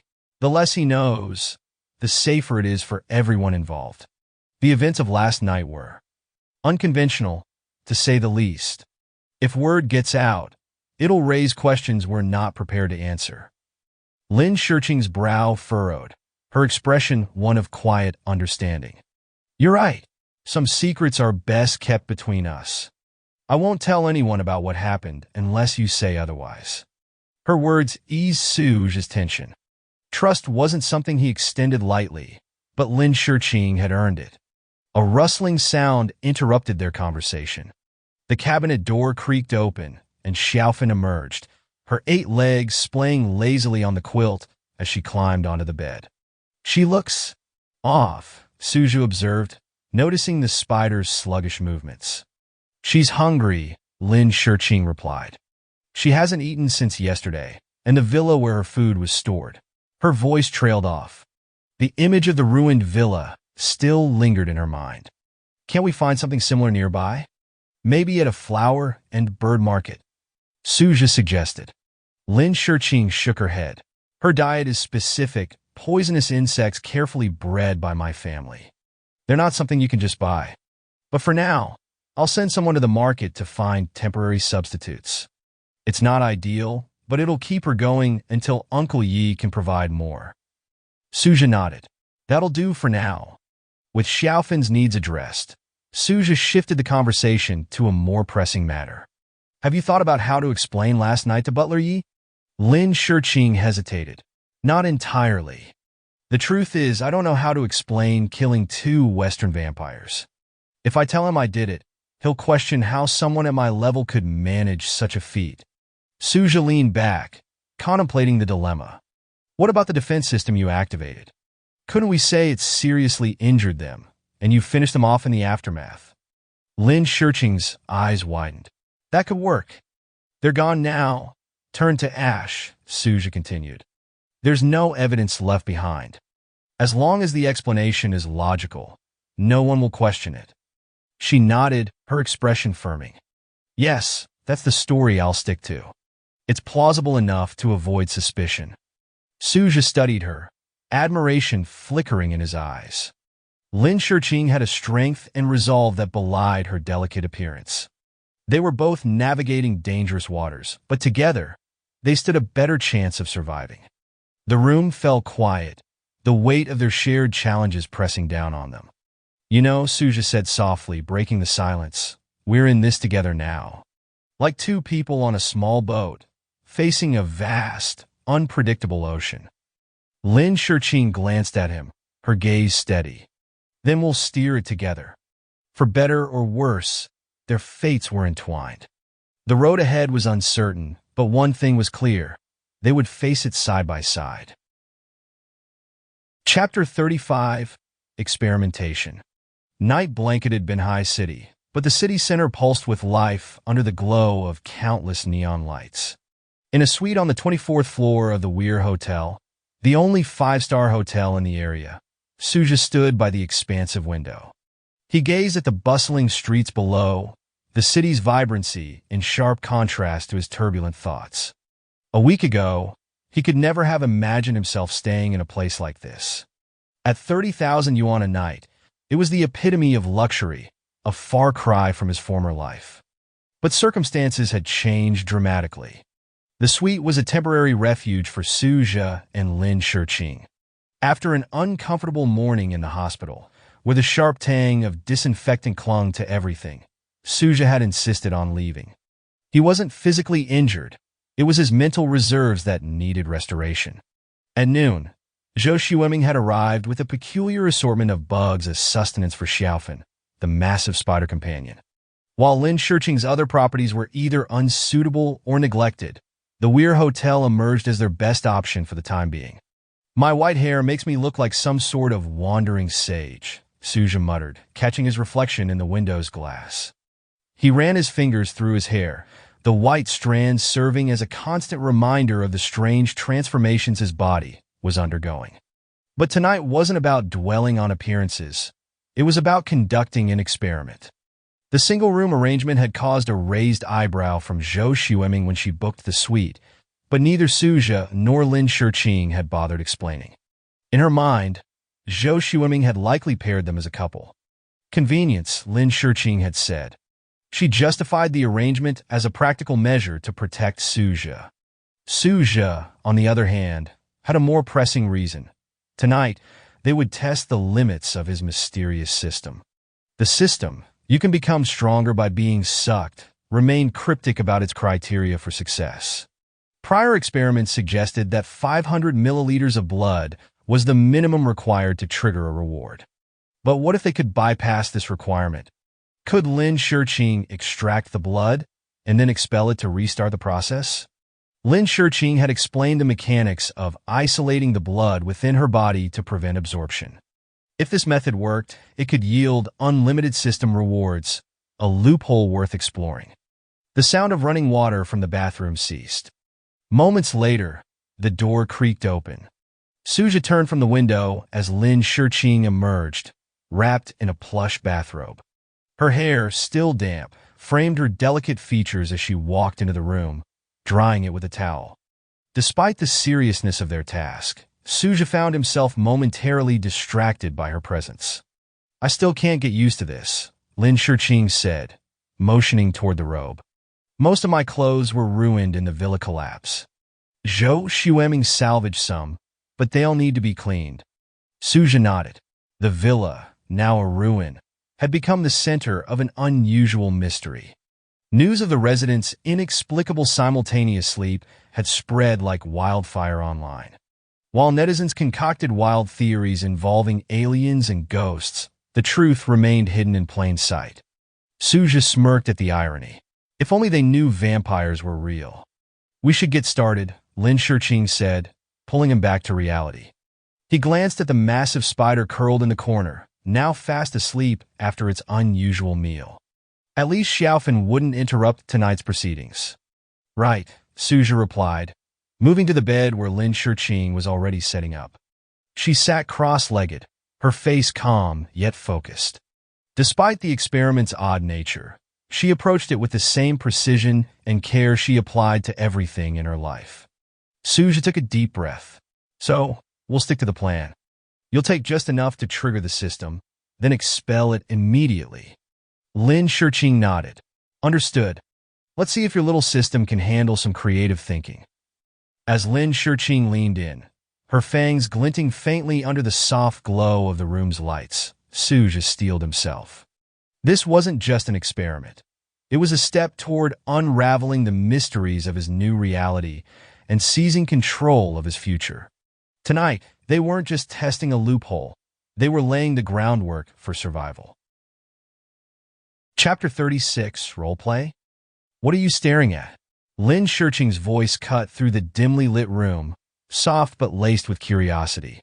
Su Zhe blinked, startled out of his thoughts. Her figure stood outlined by the faint glow of moonlight spilling through the curtains, the silken bathrobe clinging delicately to her form. Nothing, Su Zhe replied hastily, averting his gaze. The moment felt awkward, but not unpleasant. Something about her presence was magnetic, though he quickly dismissed the thought. Focus, he reminded himself. Lin Shiqing brushed her long hair over her shoulder, her movements fluid and graceful. Her eyes, shimmering like pools of light, met his for a brief moment before she sighed and looked away. No word from Butler Yi yet? Su Zhe asked, breaking the silence. Lin Shiqing shook her head. No. I keep thinking something must have happened to the clan. It's unsettling. But what can I do? I'm too weak to make any real difference right now. Her voice wavered, frustration seeping into her tone. Su Zhe remained silent. He knew little about the intricacies of vampire politics, but her sense of helplessness was palpable. She continued, her thoughts seemingly drifting. The struggle between Eastern and Western vampires has lasted for centuries. Do you know the history? Before he could respond, Lin Shiqing launched into a quiet recounting of her people's origins. In ancient times, over 300 Easterners became the fourth generation of vampires, embraced by the third generation. They were pioneers, traveling across continents, blending into mysterious new worlds. But that was long ago, when vampires were few and their bloodlines pure. To survive, they turned to the first embrace, creating new vampires from humans. The bloodlines diluted, but their numbers grew. Entire empires rose under their influence. Legends even say Columbus himself was a vampire, and that he still walks the earth. Her words trailed off, her gaze distant. The Western clans see themselves as the true heirs of power. To them, Eastern vampires are an aberration, something to be eradicated. It's been like this for 1,000 years. Her voice hardened as she met his gaze again. I just want to protect my family. My people. Why should we be hunted like prey? Su Zhe studied her, the weight of her resolve clear. He tried to lighten the moment. Maybe Butler Yi is just busy. He'll probably contact you soon. No point in worrying until you know more. Lin Shiqing exhaled, nodding. You're right. Stressing over it won't change anything. Are you ready? She asked after a moment. Yeah, Su Zhe replied, lying down on the bed. Let's start the experiment. Lin Shiqing approached slowly, her silhouette illuminated by the faint interplay of moonlight and city neon. The soft aroma of her presence enveloped him as she leaned closer. Her movements were more confident this time, her earlier hesitation gone. The sharp sting of her fangs breaking skin made Su Zhe flinch, but he steadied himself, focusing on the faint warmth spreading through him. Lin Shiqing drank carefully, her throat moving rhythmically as strands of his blood flowed into her. She stopped after what seemed like moments, wiping her lips delicately. That should be about 500 milliliters, she said, her voice matter-of-fact. Give or take a bit. Su Zhe opened his eyes, studying her. So, the blood's in your stomach now, right? You haven't absorbed it? Exactly, Lin Shiqing confirmed. I've isolated it with blood energy. I can spit it out whenever. A familiar electronic chime filled Su Zhe's mind. Ding! Task complete. Rewards distributed. All attributes +1. Number of draws +1. A surge of energy coursed through him as his attributes climbed incrementally. Excitement bubbled up inside him. It worked, he exclaimed, checking his stats. Host Su Zhe. Strength, 41. Spirit, 43. Speed, 42. Defense, 39. Skills, time stop, transformation into a vampire.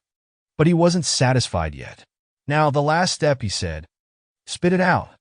Lin Shiqing nodded and disappeared into the bathroom. Moments later, the sound of liquid hitting the sink echoed faintly. She returned quickly, her expression calm. The triumphant gleam in Su Zhe's eyes faded as the system chimed again. Ding! Task incomplete. Previously distributed rewards have been withdrawn. The sense of power vanished, leaving him deflated. His lottery count reverted as well. Well, so much for that idea, Su Zhe said, forcing a bitter laugh. The system's too clever. It won't let me exploit loopholes. Lin Shiqing offered a sympathetic smile. It was worth trying. Besides, these things take time. Even if I can only draw blood once every few days, that's still over 100 tries a year. Who knows? One of those draws could be life-changing. Her words rekindled a flicker of hope in Su Zhe. She always seemed to know how to lighten his mood. Also, Lin Shiqing's voice took on a mischievous lilt as she leaned closer. I've been meaning to tell you something. What is it? Su Zhe asked, intrigued. I'm hungry, she said, flashing a playful grin and baring her teeth like a predator stalking prey. The big bad vampire is going to suck your blood, human. Tremble in fear. Her exaggerated pose, complete with claw-like gestures, sent Su Zhe into a fit of laughter. The tension in the room melted away, replaced by something lighter, an unspoken camaraderie that neither of them fully understood. As Lin Shiqing lunged toward him with mock ferocity, Su Zhe chuckled. Is this role-playing now? Maybe life with a vampire wasn't so bad after all. Chapter 37, The Only Choice. Wait a second. I think I have an idea, Su Zhe said, interrupting Lin Shiqing. A spark of excitement lit up his eyes as he leaned forward, his tone conspiratorial. What is it? Lin Shiqing asked, her curiosity piqued. Su Zhe grinned. If the system retracts rewards when blood is expelled, we could use it to our advantage. What if we drew from the lottery first? If the reward is great, we keep it. If not, you spit the blood out, and we try again. We'd only keep the best rewards. Lin Shiqing blinked, stunned by the simplicity and brilliance of his plan. That might actually work. The two exchanged determined nods and immediately set out to test the idea. 20 minutes later, the results were less than stellar. Su Zhe had drawn twice and received mediocre prizes each time. Lin Shiqing dutifully expelled the blood, though the process left her visibly drained. Despite the strain, she maintained her composure, her desire to help Su Zhe grow outweighing her discomfort. Just as Su Zhe prepared for a third attempt, a familiar chime echoed in his mind. Ding! The system has detected repeated failures. Moving forward, task failures exceeding 2 attempts will result in a 50% deduction of all attribute points. Host is advised to avoid failure to preserve attributes. The cheerful tone of the system message felt like a slap in the face. Su Zhe groaned, pinching the bridge of his nose. Well, there goes that loophole. Back to square one. Lin Shiqing gave him an apologetic look, but didn't argue. There was no point in pushing further. They reverted to the standard blood-sucking routine. Su Zhe settled into the inevitable discomfort, trying to adjust his mindset. If this was going to be a regular part of his life, he reasoned, resistance would only make it worse. He closed his eyes, focusing on the sensation of Lin Shiqing's presence rather than the sting of her fangs piercing his neck. In his mind, he imagined elegant piano music flowing, the melody calming his nerves. He inhaled her faint floral fragrance, grounding himself in anything but the pain. Slowly, it began to fade into the background, manageable and distant. 6 minutes passed before Lin Shiqing pulled back, wiping her lips with a tissue. Her expression softened with satisfaction as she lay down beside him, visibly energized by the blood she'd consumed. Su Zhe stared at the intricate designs of the chandelier above, his thoughts drifting. The system had credited his lost attribute points, restoring his balance. It also granted him another lottery draw. He calculated his progress. He was only 10 points away from averaging 50 across all attributes, which would unlock the second-level prize pool. The thought reinvigorated him. Beyond the additional attribute points, the second-level prize pool promised richer rewards and potentially powerful new skills. But even as he dreamed of hitting a jackpot, Su Zhe reminded himself that raw attributes were still the foundation of power. Without them, no skill, no matter how extraordinary, could reach its full potential. The trill of Lin Shiqing's phone broke the silence. She sat up, retrieving it from the bedside table. "Uncle Yi," she answered expectantly, but her expression changed as the voice on the other end spoke. "It's me, Xiaoqing," her father, Lin Xiaohua, said. His voice carried a mixture of exhaustion and gravity. "I saw your calls earlier. Sorry for the delay. Things have been chaotic here." "What's wrong?" Lin Shiqing asked, her concern sharpening.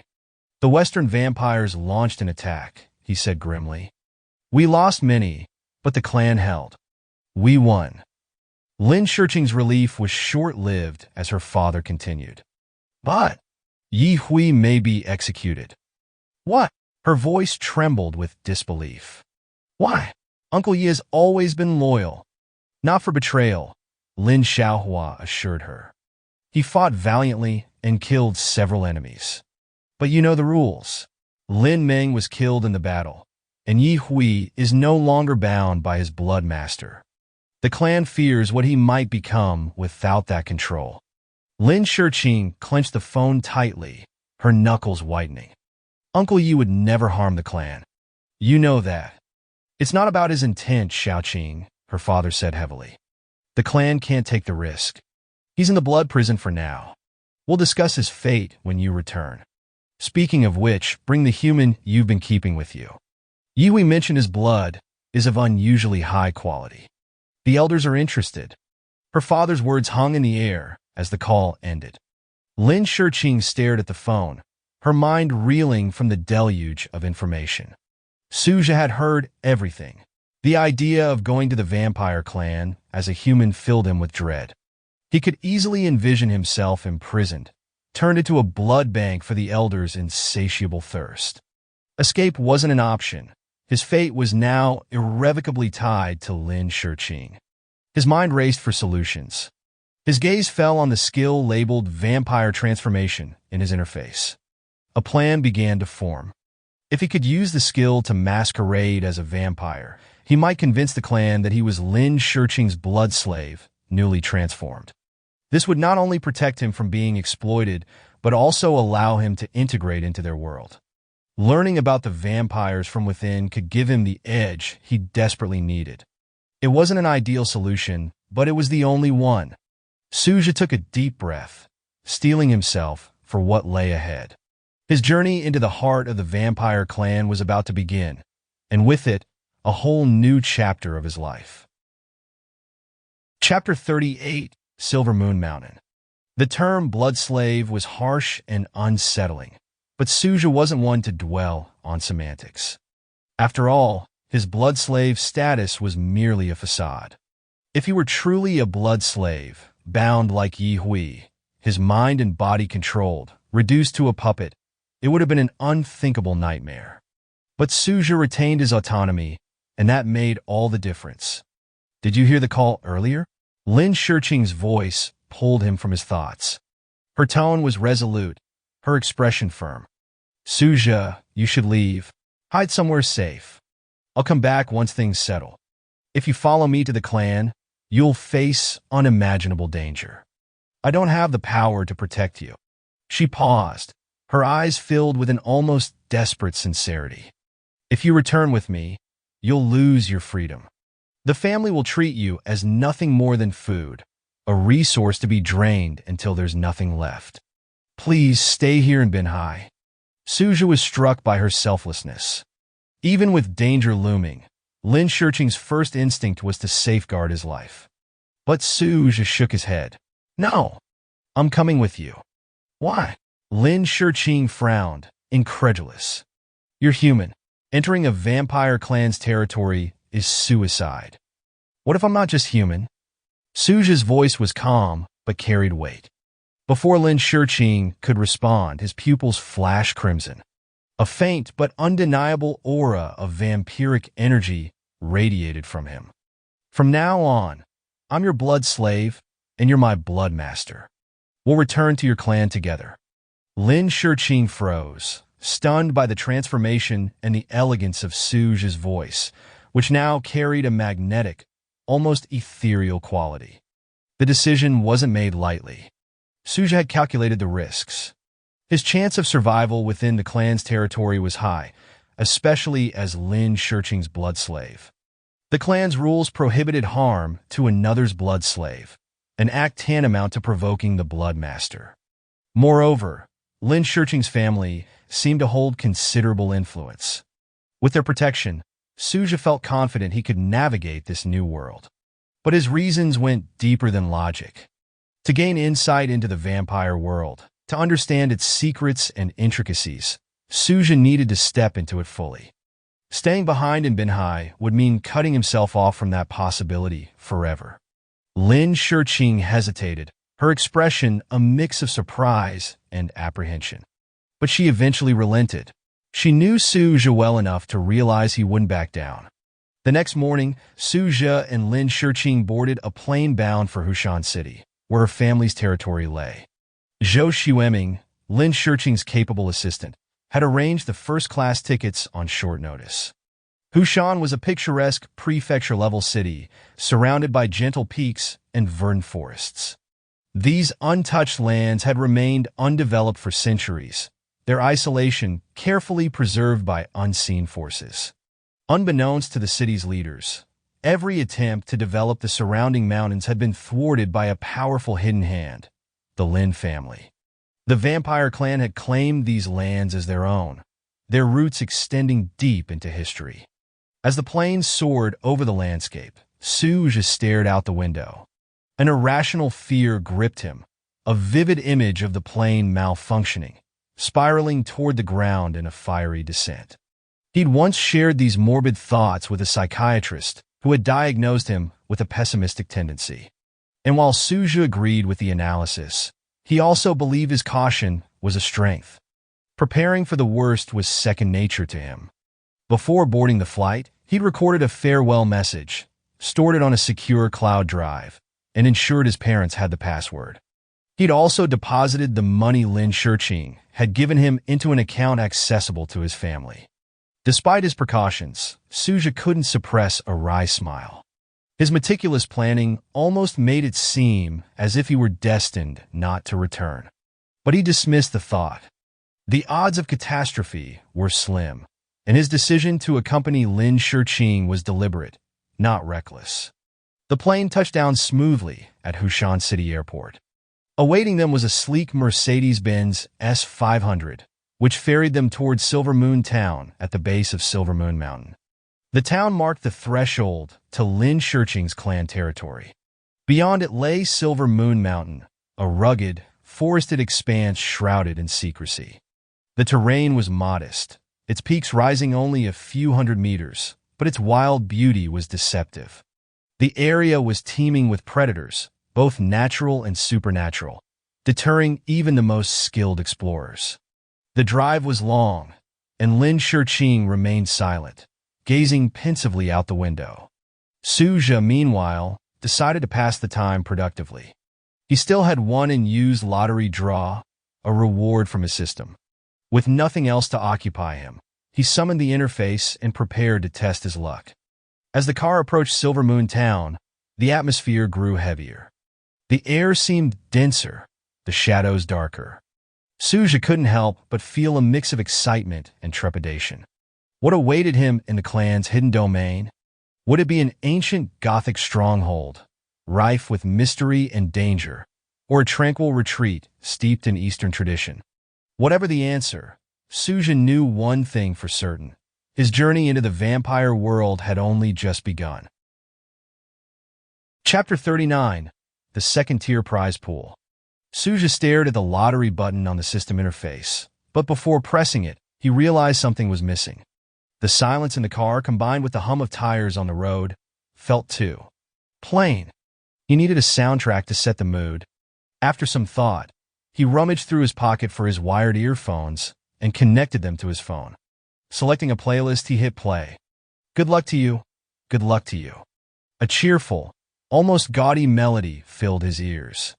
It was kitschy, but somehow it fit perfectly. With a grin, he thought, now that's more like it. As his finger hovered over the lottery button, Lin Shiqing suddenly leaned closer, curious. What are you listening to? She asked, her voice tinged with interest.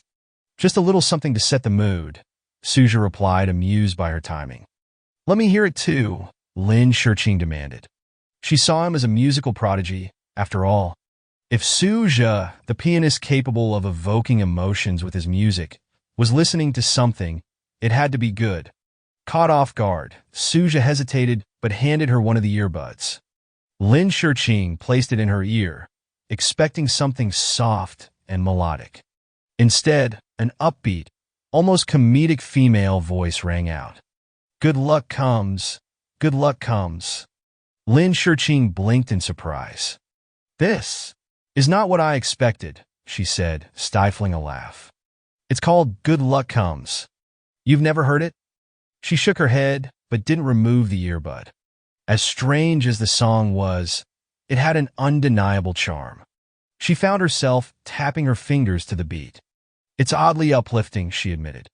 Su Zhe chuckled. See? It works. Without further delay, he pressed the lottery button. Ding! Lottery successful. Remaining draws, 0.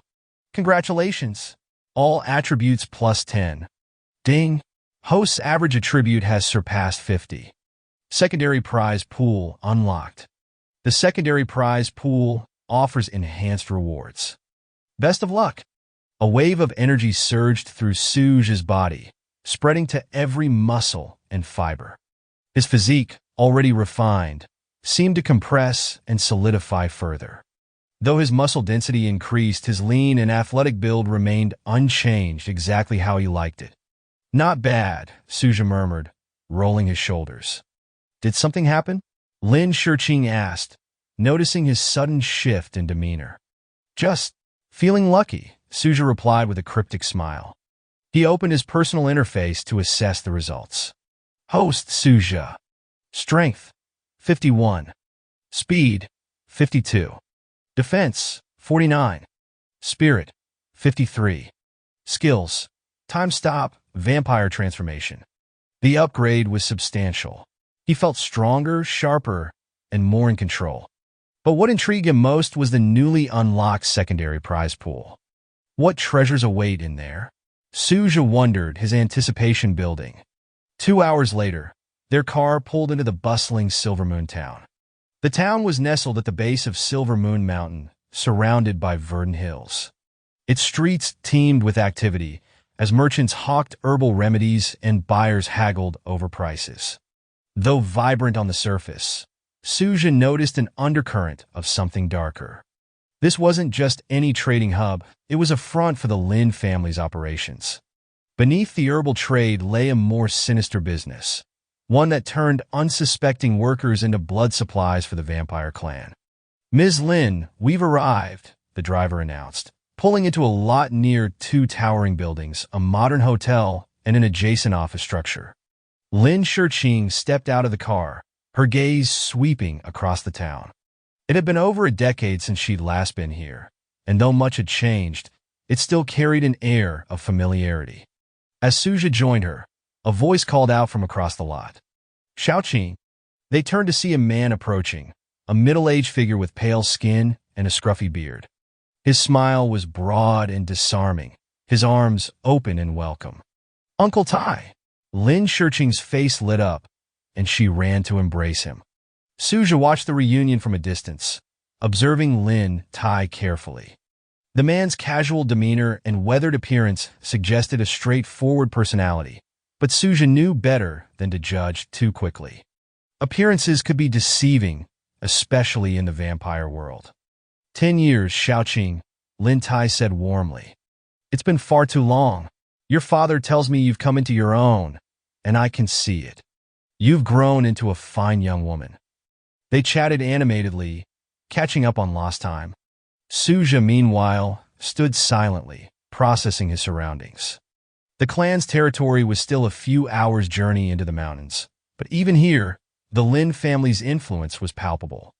This is their breeding ground, Su Zhe thought grimly, noting the townsfolk's smiles that didn't quite reach their eyes. He glanced at Lin Shiqing, now laughing at something her uncle said. For all her warmth and humanity, she belonged to this world, a world where human lives were commodities. I need to tread carefully here, Su Zhe reminded himself.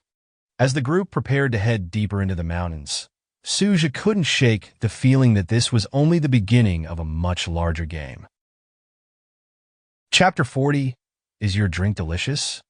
After exchanging pleasantries with Lin Shiqing, Lin Tai's attention shifted to Su Zhe, who stood a few steps away, observing silently. The seasoned vampire's eyes narrowed as he studied the young man. And this is? Lin Tai asked, his voice measured, though his gaze betrayed curiosity. Lin Tai had sensed faint traces of vampiric energy emanating from Su Zhe. But it was different, unfamiliar. Certainly not a member of their bloodline. Uncle Tai, Lin Shiqing began, glancing briefly at Su Zhe. This is Su Zhe, my blood slave. Her tone was steady, but there was a subtle edge, as if daring him to question her. Blood slave? Lin Tai's eyebrows shot up in surprise. When did you? Your father never mentioned this. Besides, you've only just reached adulthood. Taking a blood slave so soon? Have you truly thought this through? The process of the first embrace wasn't a decision made lightly. It required a vampire to inject their essence and blood into a human, a deeply taxing act that weakened the vampire temporarily. For one so young, it seemed an impulsive choice. Uncle Tai, the decision is mine to make, Lin Shiqing replied firmly. I haven't informed my father yet, but I will when we return to the clan. Lin Tai sighed, shaking his head. You've always been headstrong, but this.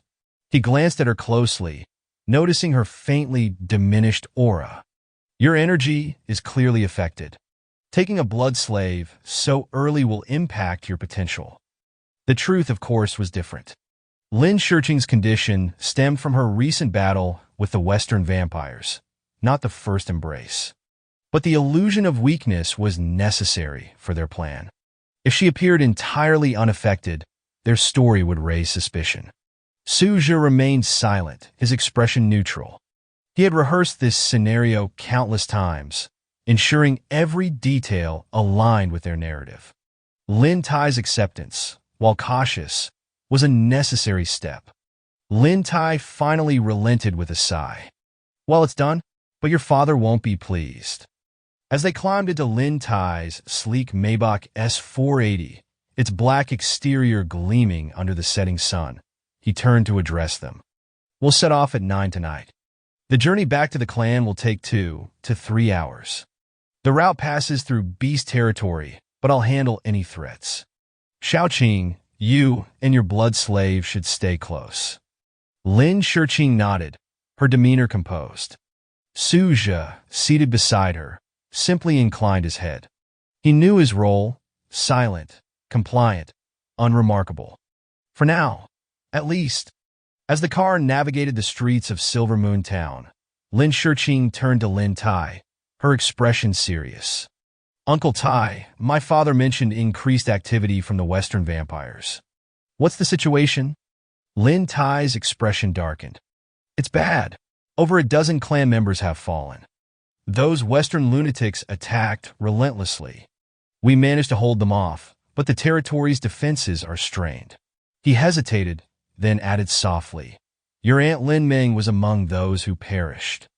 Lin Shiqing's eyes widened. Aunt Lin Ming? She's gone. Lin Tai nodded solemnly. She fought bravely. You were always her favorite, you know?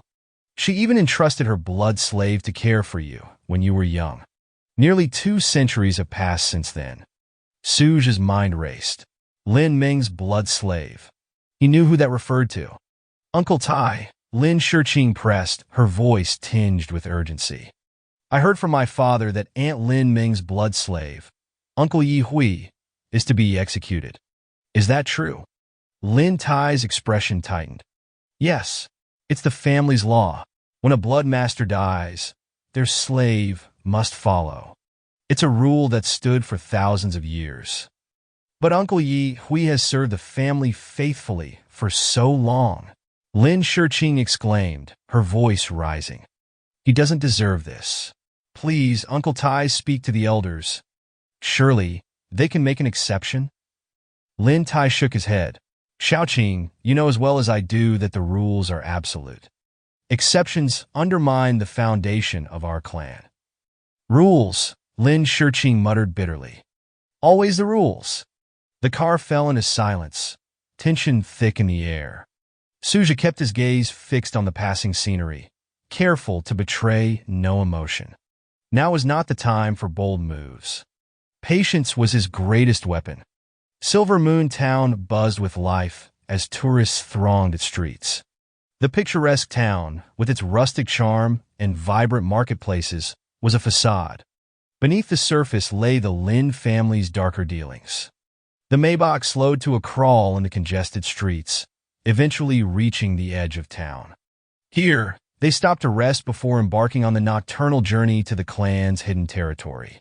The Lin family's villa near the mountain entrance loomed ahead, surrounded by a high steel fence topped with electrified wires. Ancient locust trees cast deep shadows, obscuring the building from view. As they stepped out, Lin Tai turned to Lin Shiqing. A fresh batch of human slaves arrived recently. Their blood is exquisite. You should try some later. I'm sure you'll enjoy it. Lin Shiqing nodded politely but glanced at Su Zhe, a mischievous glint in her eyes. It was as if she were saying, delicious, perhaps, but can it compare to yours? That brings this part of the story to a close. Thank you for listening to the end of the video. I hope you enjoyed the story. Please like the video and leave a comment with your suggestions. They are invaluable for improving the content. If you'd like to follow the story, remember to subscribe. This story is complete and spans 720 chapters, with new videos being released on a regular schedule.